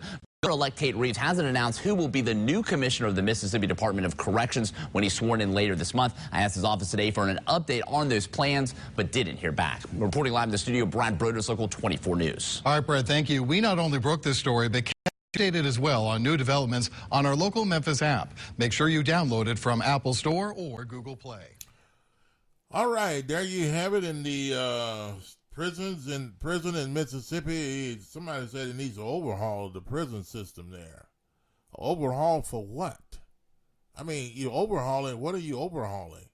Are the prisoners going to prison? What do you want them to have? You want them to have be living in a bed of roses, or do you want them to be like in a hotel room, or with all of the amenities and all that other kind of stuff? So what do you want out of a prison system? So, I mean, I don't understand. Prison, they say it's suffering, but what is that? There are the fights and everything that are going on in prison. But here's my point. Why do people go to prison? They go to prison because they commit a crime worthy of going to prison. Some people do something and they may get a parole, or they may get, what do you call that? The judge give them something. They may get a hand slapping or whatever. They go on their way. But if you have to do something, if you did something to have to go to prison, then But now, look, I understand that, and I do think prison shouldn't be a bed of roses at all. But here's the thing now. What they're saying about this place is next level negligent and terrible. What I don't think is a good thing is the level of people that are getting killed in there, plus the unorganization. Like, it's not even just violence, right? Because violence happens in prisons everywhere. But for this to continually happen, you got prison riots. The people that are over the prison don't even have control of what's going on. Well, I mean, for them, it sounds like the inmates are running the place. That's exactly what it is. It seems like to me, if you look at the situation that they have there, okay, there's not enough guards. Okay, why isn't there not enough guards? They're not hiring enough guards. Why? Nobody wants to work there. Yeah, that's the reason why they can't hire any guards. If there are people wanting to work, they're on the waiting list. And if there are people on the waiting list wanting jobs, there is shame on them. Why are you not hiring them? If that's all you got, And you may say, well, I don't like the way they look. I don't like that. You don't have any choice if you're needing people in the prison system, and you have people that wanting to work in prison system. That's why you train them. That's why they have training systems, so you can train these people to work in these prisons. Now, I hope that's not the reason or one of the reasons why they're saying that they are not having enough people in the prison system. They don't, can't get enough people in the prison system. Not enough guards. And also, listen to this, 65% of the women, 65% of the guards that are in this particular prison are women. So what can you expect? Not saying, listen, don't get down on me now. I'm not saying that a woman can't do a job that a man does. Mm-hmm. All I'm saying is when you have the majority of women in prison that are guards, then it's not going to be well. In situations like that, you need some men in there, and not a whole bunch of women. And the reason men don't want to go is because men don't want those type of jobs. Why? What type of jobs? The way things are going on there, the problems that's going on in the prison system, the danger that's going on. Yeah. They don't have the backup or all these other things that they're looking for in the prison system. So men don't want those jobs. So you have to open them up to women to go in and work there, and which 65% of them are women. And men don't want to go into a jobs that are low paying in a particular job like that. Well, I was going to say, now, just quick thought to that. You were talking about before that, men not wanting that job. What's to say that more women are taking that job than men? I don't know what that says about the men. But then now, on the other end, I don't think that says anything negative about men. I think it's just, and then their pay is very, very low. You want a qualified male prison guard to come in and work for $21,000, $22,000 a year? Yeah, that's terrible. That's terrible. Yeah. That's what the pay is. And come on, folks, they can do better than that. You can work at McDonald's and make more than that. Yeah, make more money than that. Yeah. You don't have to be in prison, put your life on the line and all these other things that go on in prison. You have prison guards that get killed and beat on and jumped on by other prisoners. It's a very dangerous job. That's funny. Like you, not to joke about anything, but I was thinking about, we talked about Burger King the other day. Yeah. They said, well, it's definitely safer there. It's like, well, I don't know. The lady had the gun at Burger King yesterday. They out there jumping the customers. But nonetheless, man, it's a pretty situation. Now, there's a few comments here about which I find interesting. Now, Greg, with both of these, actually, he said, Parchment is a terrible facility. Have several cousins that work or have there. Wow. He says the pay sucks, starting around $26K. Well, a year. Yeah, I heard it was lower than that, Greg. $22,000 some people make. Now, I don't know, are those a janitor or what? But even at $26,000, that's not enough. That's definitely very, very low for a prison job, and to be in the danger that they're in. And Kelly responded to Greg there. But at any rate, what do you think, folks, about the prison situation in Mississippi? Are they doing enough, or do they care? Well, now here's the thing that I was talking about. Now, people concerned about the prisoners and all of their rights and making sure they're safe and they get all the food they need and clean facilities and remote control color TVs. I don't know. But anyway, I don't know. Do they have remote control color TVs in the prison system? Now, I remember seeing a video on Facebook. Yeah. Some of y'all might have seen this, where these prisoners were they had their cell phone out. And, well, first of all, think about that. The prisoners they were recording video on their cell phone. Yeah, not supposed to have one. They record this video live. And it was them playing a video game in the cell. And they had this big screen TV in there. Wow. And they were playing a PlayStation.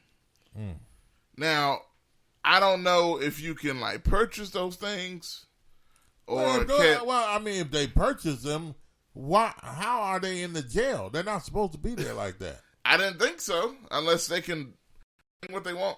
Or can people bring stuff, bring a TV and say, you put this TV in my son's cell? Yeah. Because he want to play Nintendo or PlayStation. I don't know if they could do that or not. I know somehow the thing got in there. Yeah, if you have all female guards there for the most part, a lot of them female guards, and people have a tendency not to respect females because they're a weaker vessel. Not saying that they can't do the job. No, I mean because they're the weaker vessel, and so you got to be real weak to let a TV get by you. Well, I mean, what can they do though if you're a woman in a prison? You're trying to stay alive. You don't want to in prison.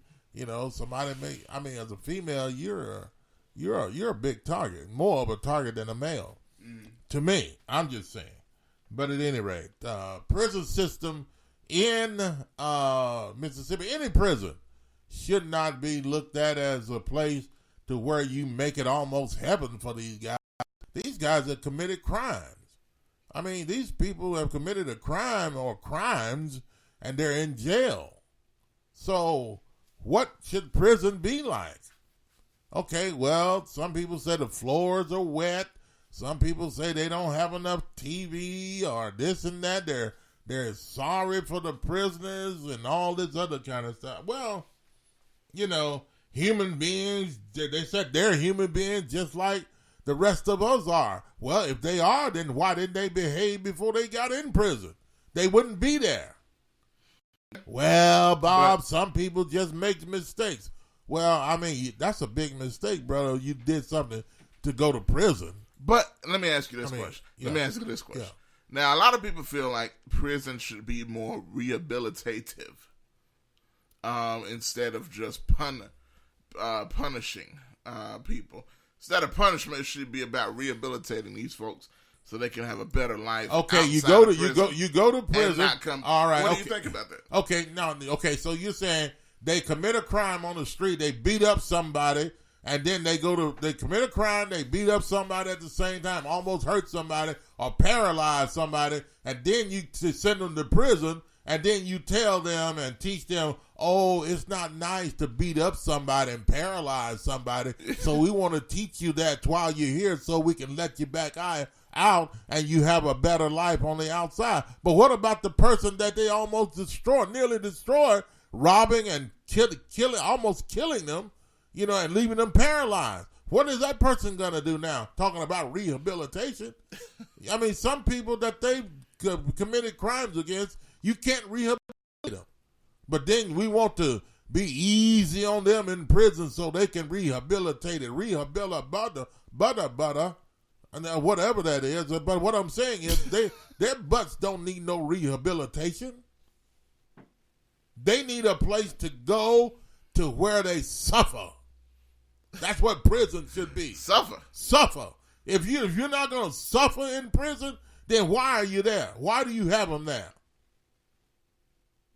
You want to bring in shelves and where people can come in and cook and give the top of the line food and all that kind of junk to them. And why are they in prison?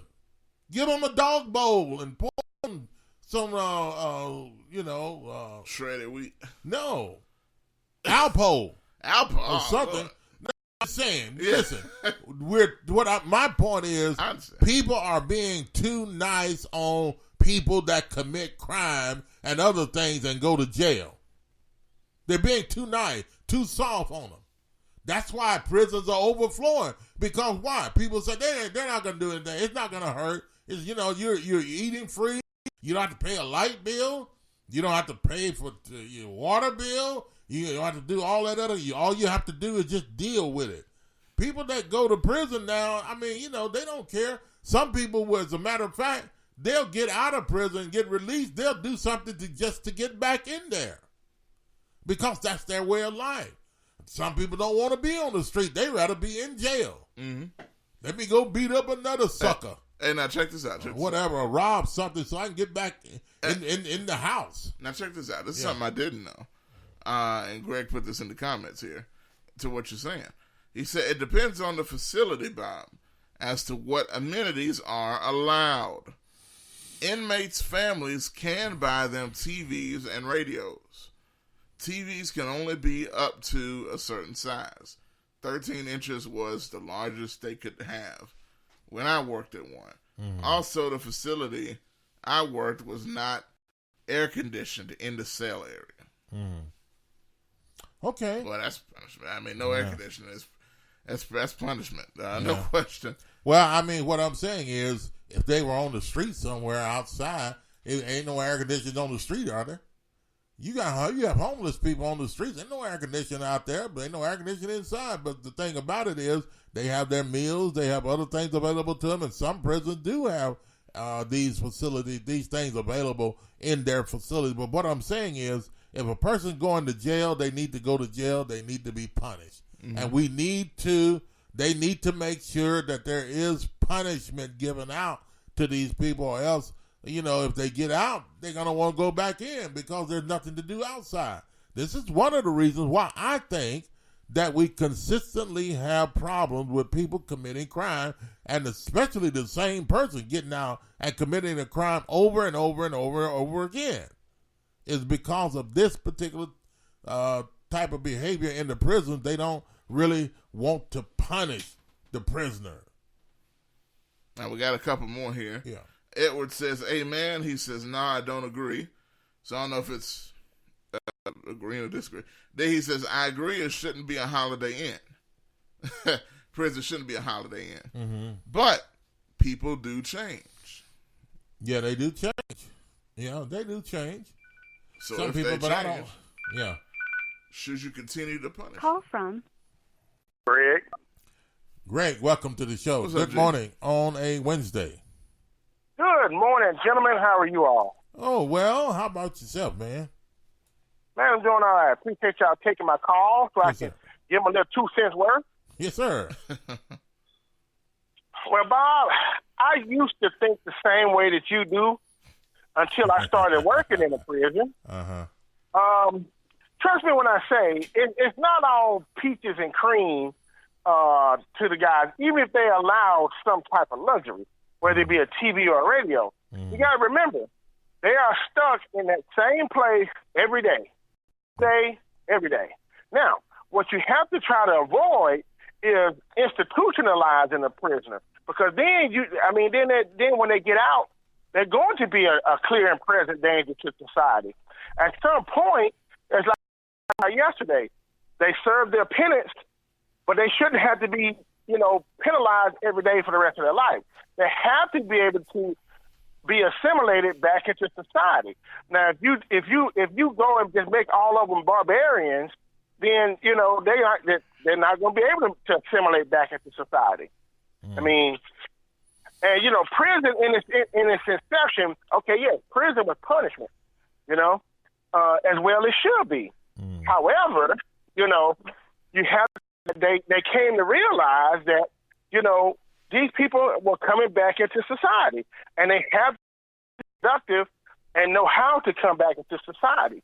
Now, they have transition centers and stuff like that, but what they found out was that a lot of the rehabilitation start in the prison and not upon their release.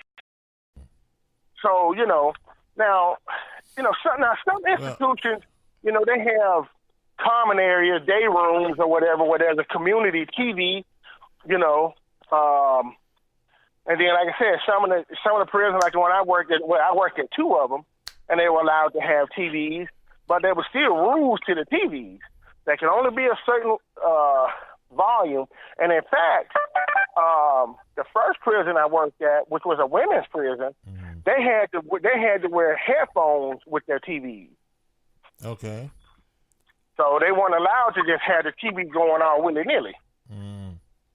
Well, and then at certain times of night and certain times of the day, they weren't allowed to have the TVs or radios on either. Okay. And now, do you really believe, Greg, that anybody go to prison, they should even have a right to a television? You gave up that right. You give up when people go to jail, when they commit a crime, to me, they commit the crime to give up every right they have because if they don't want to give up their rights, then they should not do the things that they do. And this is why I feel that people get out and do the same thing over and over again, because there's not enough real punishment going on in the jail. That's not why they do it, Bob. For the most part, that's not why it becomes a revolving door. It becomes a revolving door because they figure when they get out here after about a year or so, they get anything going from themselves because of the stigma, right? So at some point, they feel, hey, I can just go back inside, and at least I know I can get fed. At least I know I can be off the street. Yeah. Now, are there guys that thrive on that barbaric system? Yeah, unfortunately, there are some guys. That's where they belong for the rest of their life, because they would never be a productive citizen, law-abiding citizen. Some of them won't. I met quite a few of those. But for the most part, those guys, they were doing their time and, just.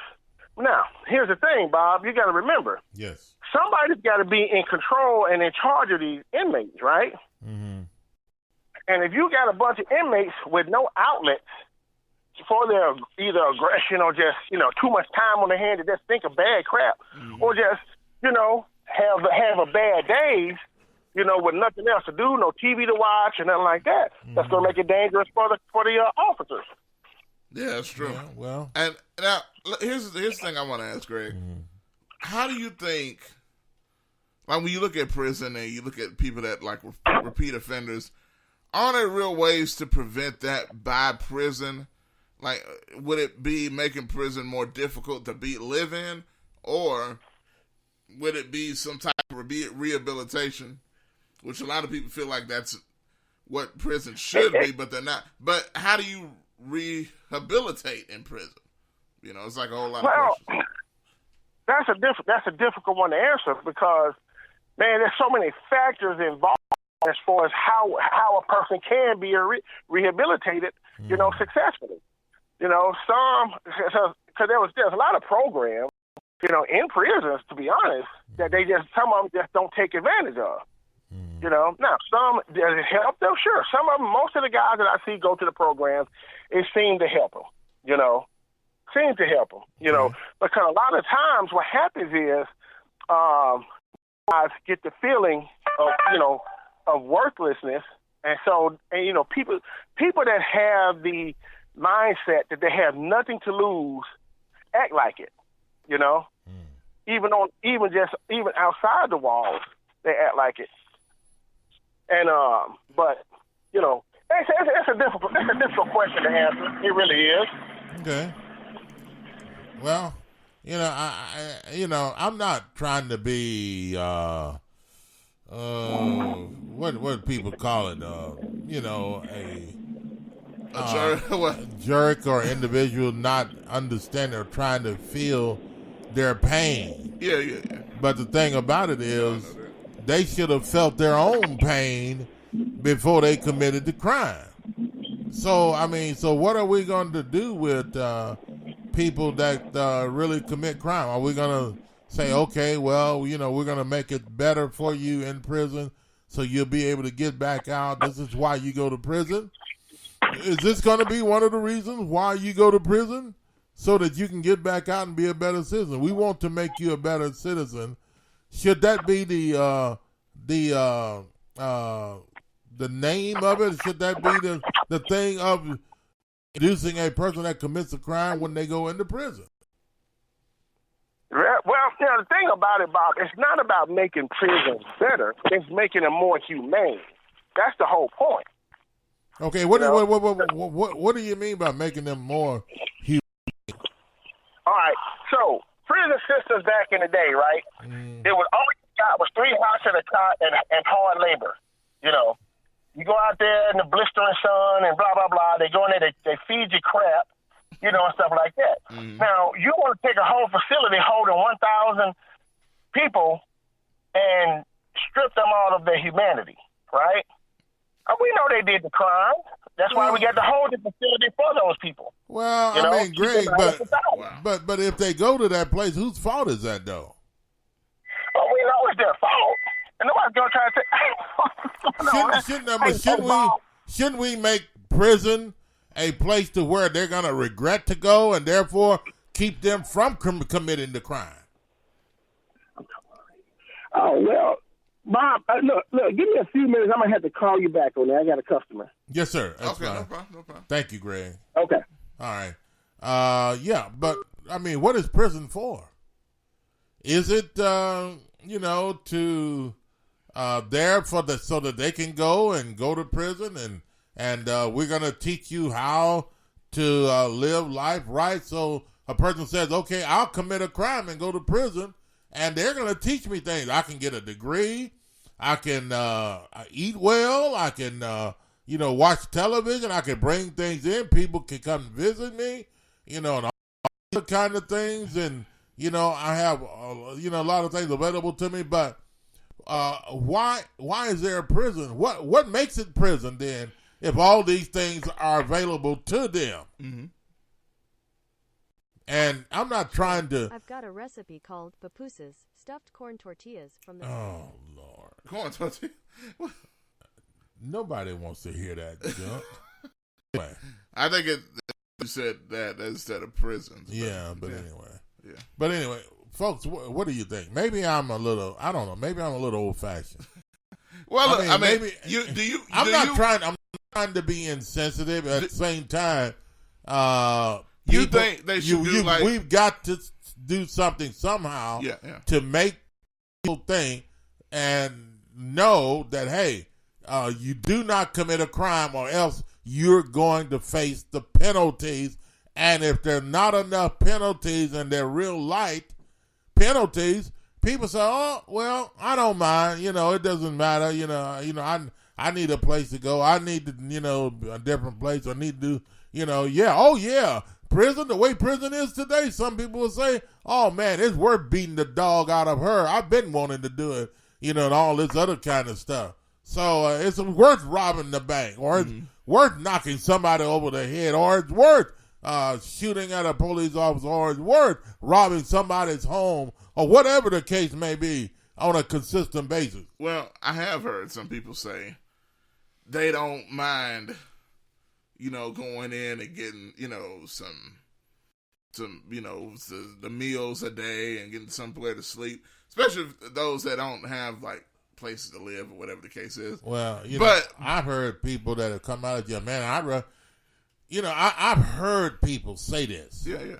Man, that guy just don't know who he messing with. I'll go back to prison on him. I'll steal again and go back to prison. I'll do this. I'll go back there. It don't matter to me. Mm-hmm. Why do you think they talk so casual about not caring to go back to prison? Because it's not tough enough. If they don't mind going back to prison, then there's something wrong with our system. There's something wrong. That's a thought. You should make it so tough in prison that they should not want to go back, and they'll do everything possible, that's possible, if it's possible to them to do right while they're out, so that they don't want to go back. I think that's what we're working on in the prison system, isn't it? You make it to where they don't want to come back, and if not, then it's defeating the purpose of a person committing crime. That's all I'm saying. So anyway, am I talking ignorant here, somebody? I mean, 901-213-6020.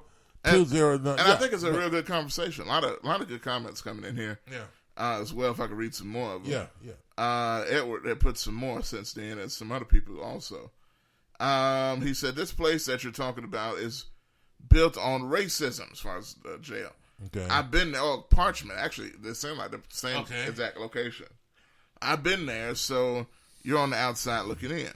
Well, not on the outside. Well, I am, but I'm trying to get people to understand what is prison for. Yeah. I mean, people are concerned. This is the way most people are looking at prison. Well, they got to have their breakfast. They got to have their lunch, their dinner. They need clothing. They need to make phone calls. People are thinking about the benefits that a prisoner should have. Prison should be made of something and looked at as something that a person do not go, and therefore they will not commit the crime to go there. But if we make it too easy and sweet for them, people say, well, I don't mind going to prison. I'll beat the dog out of him or her to go back to prison. It don't matter to me. I'll get my meals. I'll get my food, my clothing. I'll get the health insurance. I'll get the doctors come in, take care of me, and all that other good kind of stuff. So, I mean, what are we trying to make prison out of? Edward Ingram. To accept. Edward, welcome to the show. Good morning on a Wednesday. What's up, Edward? Hey, how y'all doing this morning? How y'all doing? Good, sir. How about yourself? I'm doing just fine. Hey, look, that is a sensitive topic, you know what I'm saying, by, a person that has been, in the penitentiary system. Yeah. I've been there, but, me, I was raised up in Northeast Mississippi, and I used to be up in Memphis a lot, Okay. But, I never knew racism until I got locked up. See, at the time, you know what I'm saying, that whole system is racist, and I'm a product of that because I know, you know what I'm saying, they did so much to us as a black individual till people say they don't even care anymore. You know what I'm saying? Mm-hmm. They're going to do what they want to do with me anyway. Okay. And so I've been a product of that, you know what I'm saying? I've been there. I did 8 years there. And they had to roll me to put me in there. Even though I did, I sold drugs, this and that, but, Okay, Inger, what do you, Edward, what do you mean by they railroad you? I mean, talk to us about that. Well, the railroad system, what I'm talking about is, they didn't have no evidence on me. Okay. So they say, you know what, if you let him go, I'll leave my job. This is how the system is built up for the blacks. I'm be honest with you. You know what I'm saying? And see, we can't do what they do.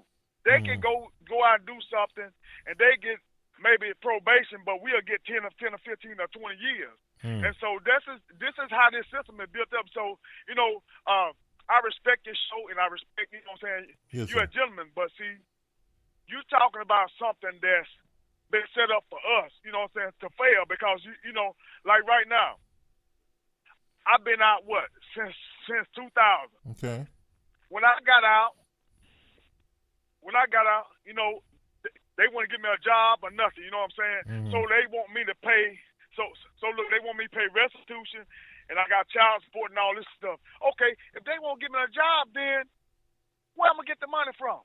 Okay, but I got to go back. Listen what I'm saying. Go ahead. That's what it built up for us to fail because, see, you're going to have child support when you're in the penitentiary, right? Right.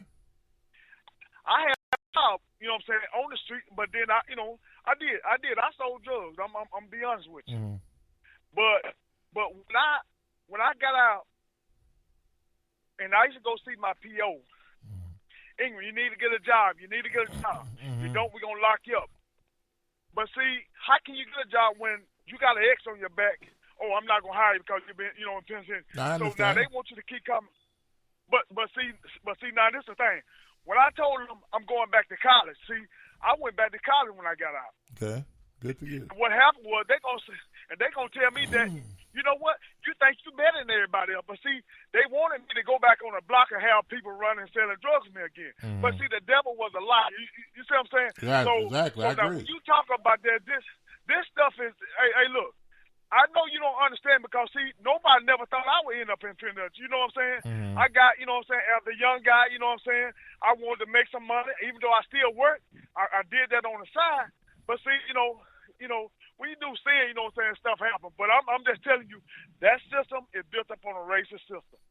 I tell you what, the whites can go in. Like I was telling somebody on a Facebook post the other day, they was talking about Parsons, and I see, you know, because I live in Louisiana.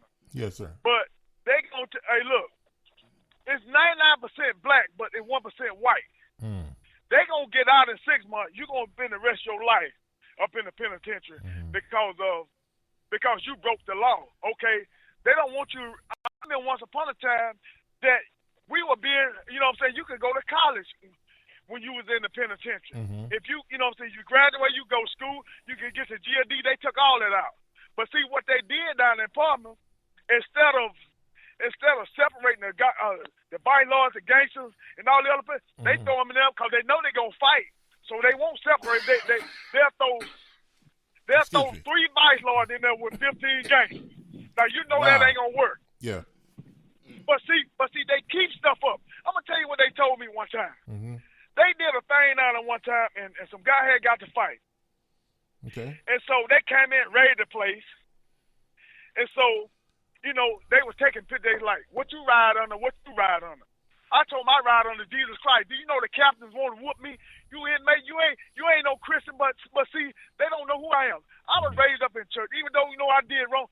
See, a lot of us, they end up in the picture, a lot of us got caught and a lot of us didn't get caught. Yes, but thank God that, you know what I'm saying, that you didn't and you changed your life. But see, this is what I'm talking about, man.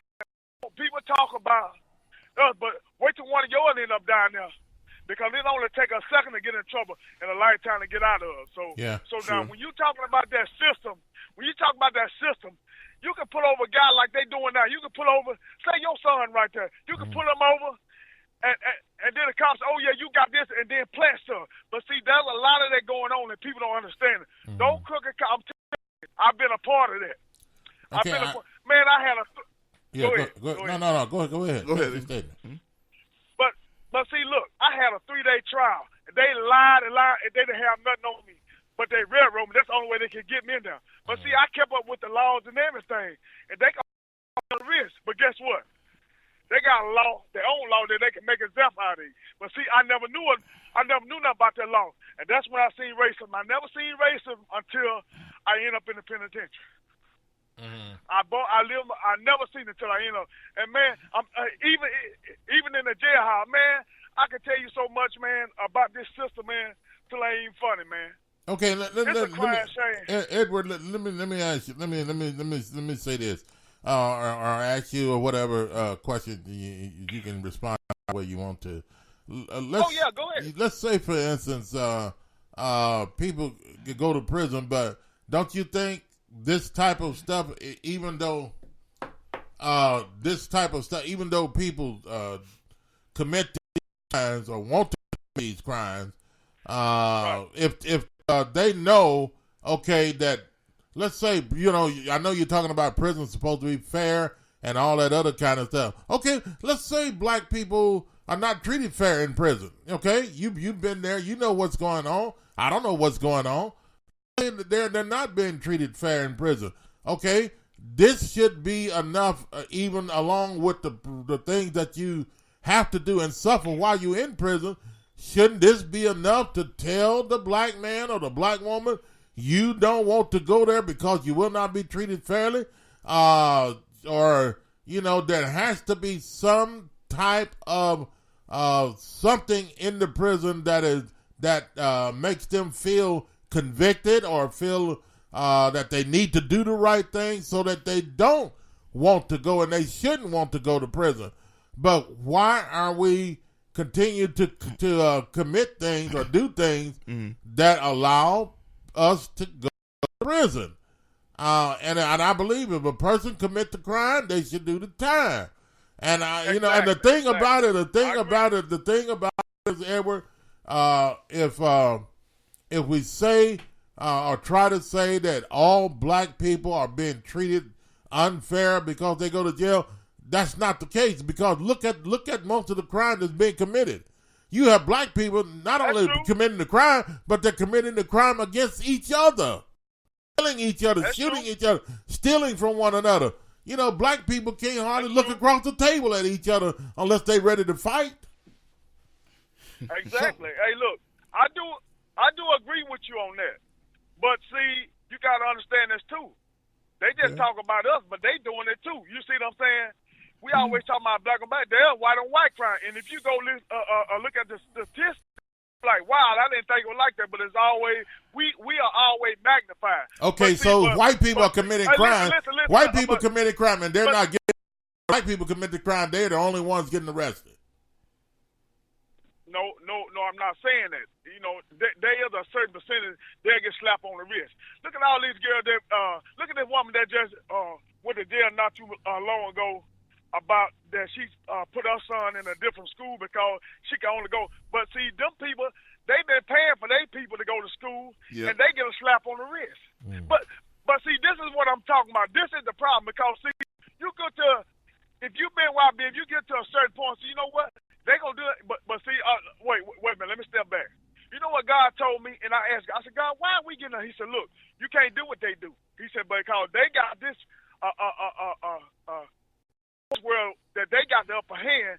So God told me don't do what they do. See, I'm gonna tell you what. See, I'm a life coach right now. I live down Louis. I go to church. You know what I'm saying? I was raised up in the church, so I'm like the prodigal son. You know what I'm saying? I brought it back, but see, and this is why I try to reach my neighborhood, even in Mississippi. You know, wherever I go, you know what I'm saying? I tell them. But I understand what you're saying. But see, we got a problem with ourselves that we're gonna have to deal with. But you know what? It starts at home. Okay. So what should we, as a Christian and as a person that know, like you have experience, and you can tell people a lot of things. You can help people out. So what should we tell people on the streets about prison, and why shouldn't they go? Isn't that our job now, since we have the knowledge of it, or since we're now doing the right things, want to do the right things? Are we going to tell them, hey, you're black, you can commit the crime, and if you go to jail, then we're going to march and say you were mistreated and went sent to jail just because you were black?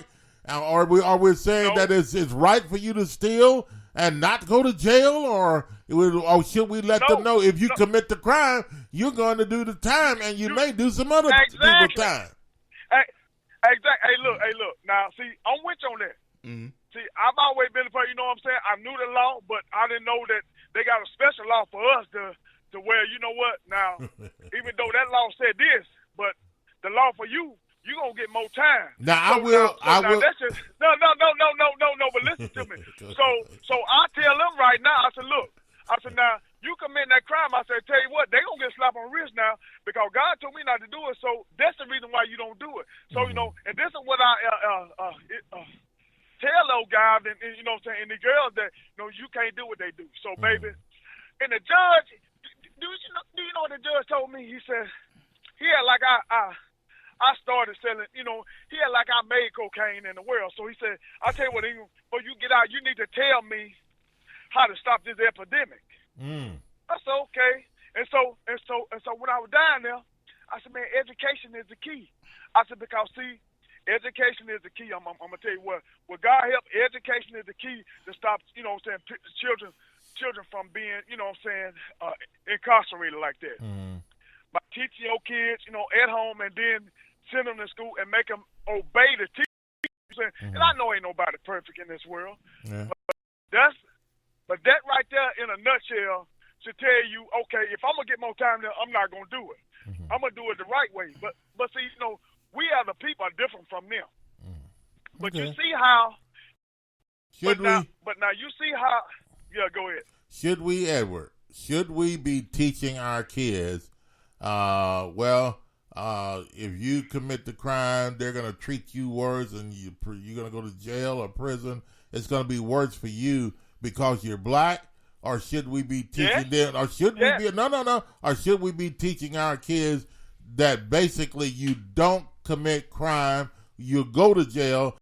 Tell them that don't commit crime. They're gonna get you because you're black.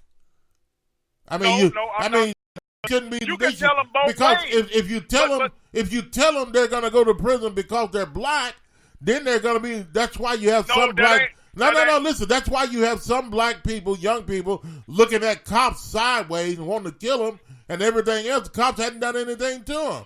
But all I'm saying is we need to teach them, hey, you don't commit the crime or else you'll do the time. Just teach them the right way and the way they should go, and they should not or will not depart from it. We shouldn't just get out there and tell, well, just because you're black, you're going to jail. They're going to look at you to go to jail. Then they grow up in life with this negative connotation, negative attitude that people are only looking out to destroy black people. Now, I do know, and I will agree that there are prejudice and there are racist white people out there. They do things for themselves, and if you're not careful, it's not only them. But see the thing, we got racist blacks though. Hey, look. Not only that, we have racist blacks that's worse than them. I'm telling you, I know. I've been there and I've seen it. Okay, I would agree on that. We have people. Oh yeah, I know. You know what I'm saying? To me, it's facts. It ain't no agreeing. It's fact because I've been in that system. I know the police. I know. You know what I'm saying? And see, people that be in authority nowadays is different. You see what I'm saying? Because these songs are like they gotta. You know what I'm saying? Like you gotta bow down to them because they're vicious. But you know, we are human. You know what I'm saying? And we are men. And we are. You know, we gonna make mistakes, regardless of what you say. You can make a mistake, but you don't make the same old mistakes and keep doing. And see, going back what you said. See, a person keep repeating them offenses. So now it's time to do something about him. Yeah. But you know what I'm saying. You give a person a chance. You know what I'm saying, because that's just like the product. You know, he gave his son everything, and when he went out there disqualified, he found out. You know what I'm saying. My father serving or eating better than me. So I'm gonna go back and be a servant, but his father brought him back in. So I'm just saying this, like your son, like I was saying, well, when he pulled over by a racist cop, he said he did it, this and that, and he ended up. Not saying that you will, and I pray to God that you ever will, but you're like, man, your thoughts gonna be different then. You're gonna be like, well, I know my son was a good son. He like this, so that's what happened. But now I understand. Just because you black, you gon' you know what I'm saying, that you're gonna end up in prison. No, I'm not saying that, but 9 times out of 10, you're gonna end up in prison if you do something wrong. But I say, you know what, I'm gonna put you on probation. All right, because a lot of them got put on probation, and we got 20, 25, and 30 years. Okay, and see that wasn't right, you know. Okay, yeah. Well, hey, Edward, we're over past our time, but hey, No, we appreciate your call though, and appreciate the stuff you're talking about. People can learn from it either way, or both ways.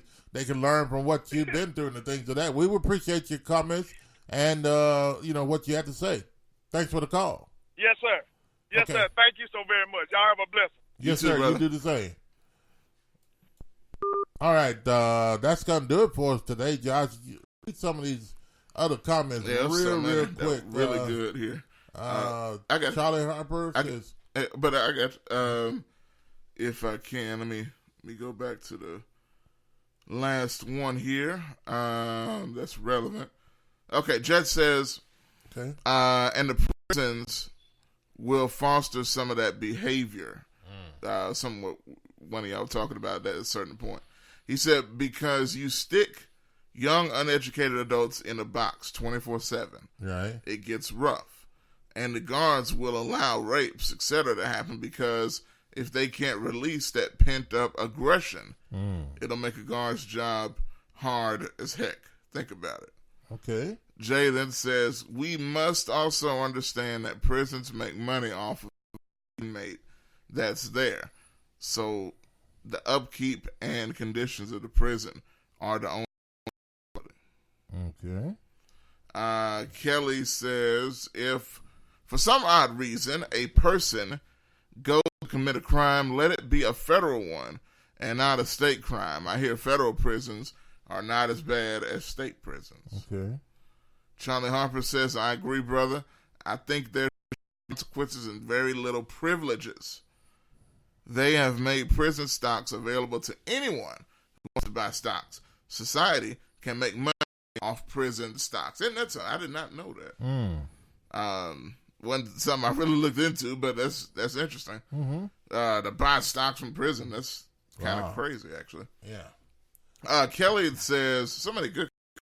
Kelly says they are building prisons more faster than schools. Yeah, that's been the thing that's been said for years. Okay. Greg says the school situation is not why that woman went to jail, though. That was just brought to the forefront. Jet then says, some of my point. Prisons sometimes allow violence in order to relieve their own stresses. Wow. And Edward, with the last couple here, I really enjoyed the talk. Okay. And he said, all is bad. I would say all is bad. But, yeah, man, I appreciate it. It was a good conversation, though. Yeah. Seriously. That just went down there. Hey, we appreciate everybody's comments and the things you had to say and for listening and talking to us, phone calls and everything else that came in. Hey, we're over out of time, and hey, I tell you what, we'll be back tomorrow. Yes, and I'll be back later this afternoon. TaalkBackLive Sports. TaalkBackLive Sports got some things going on in the world of sports. Grizzlies, Tigers, Titans, and Cowboys. Yeah. Oh yeah. Look. There's a lot going. There's so much. If it's Grizzlies, I'm gonna tell you why you need to be super optimistic for what they got going on right now. Oh boy. Also, I'm gonna talk about the coaching changes. Cowboys have a new coach. Yes. The Giants have a new coach. A lot of moves are going on in the coaching circle. And let me give you all a quick. Let's see. I'm pull this up here. Quick TaalkBackLive Sports screen here. You see this what it look like when I'm on later at 2:00. Y'all don't miss it. I'm gonna get into. There's a situation going on in the NFL that needs our attention.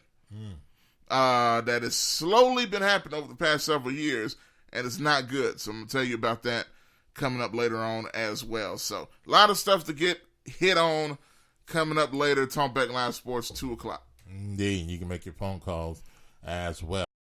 I had a great pleasure to have been with you this morning, and we'll see you tomorrow morning again at 8 a.m. to do it all over again. Have a wonderful day, everyone, and we'll talk to you then.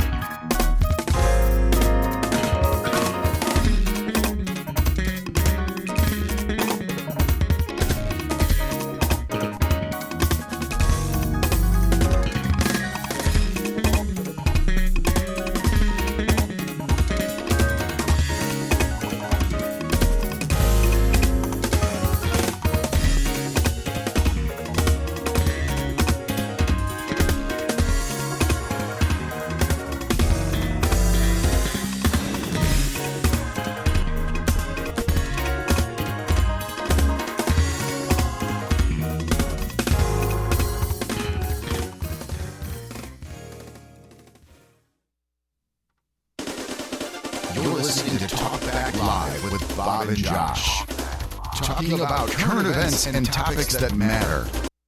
This is Sergeant Chris Richardson with Tennessee Highway Patrol. Pedestrian safety is a two-way street. Both drivers and walkers need to do their part to keep roads safe. When you're walking, remember, the drivers may not always see you, so remember to use these tips to continue to walk safely. Wear bright clothes. Always use crosswalks and obey signs. Lights and reflectors should be used. And finally, keep alert and do not walk distracted. This message is brought to you by the Tennessee Highway Patrol. CJU's Appliances, located at 3530 Jackson Avenue here in Memphis, Tennessee. Call them at 901-487-7882. CJU's Appliances have the best prices in town. Sales and service, heating and air. Also the best appliances you'll find anywhere in the Mid-South. Refrigerators, microwave stoves, washers and dryers, deep freezers, dishwashers, whatever you need in used appliances. And folks will tell you they're the best used appliances anywhere you'll find. That's CJU's Appliances, 3530 Jackson Avenue. All appliances come with warranty. You can call them at 901-487-7882. Again, 901-487-7882. CJU's Appliances. Big Graphic Printing, located at 890 East Range Road in Memphis. A complete print shop for all your printing needs. They do it all. Color copy, resume, funeral program, rubber stamp, full color business cards, wedding and graduation invitations, and more. 30-plus years of quality work and service. They're open Monday through Friday from 8 a.m. to 5:30 p.m. Located at 890 East Range Road in Memphis, Tennessee, 901-345-9294. C Graphics Printing.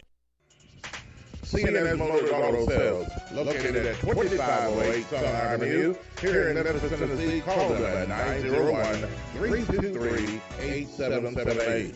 C&S Motors Auto Sales has been around since 1984. Go by and see Chris Day for some of the best pre-owned and used vehicles in the city. They have SUVs, minivans, cars, trucks, whatever you're looking for in pre-owned used vehicles.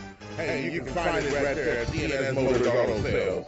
See Chris since 1984. They will treat you right. Call them at 901-323-8778. That's 901-323-8778. 2508 Southern Avenue, C&S Motors Auto Sales.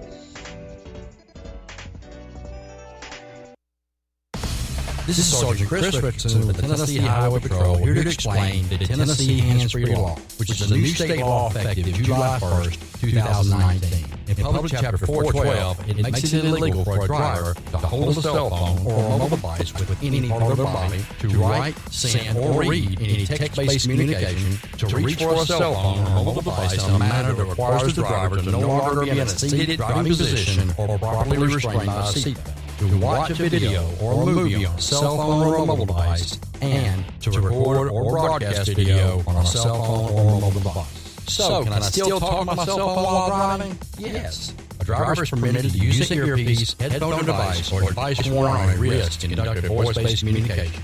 The driver may use one button on a cell phone or a mobile device to initiate or terminate voice communication, and voice-based communication may also be used to send a text message. Learn more at handsfreetn.com.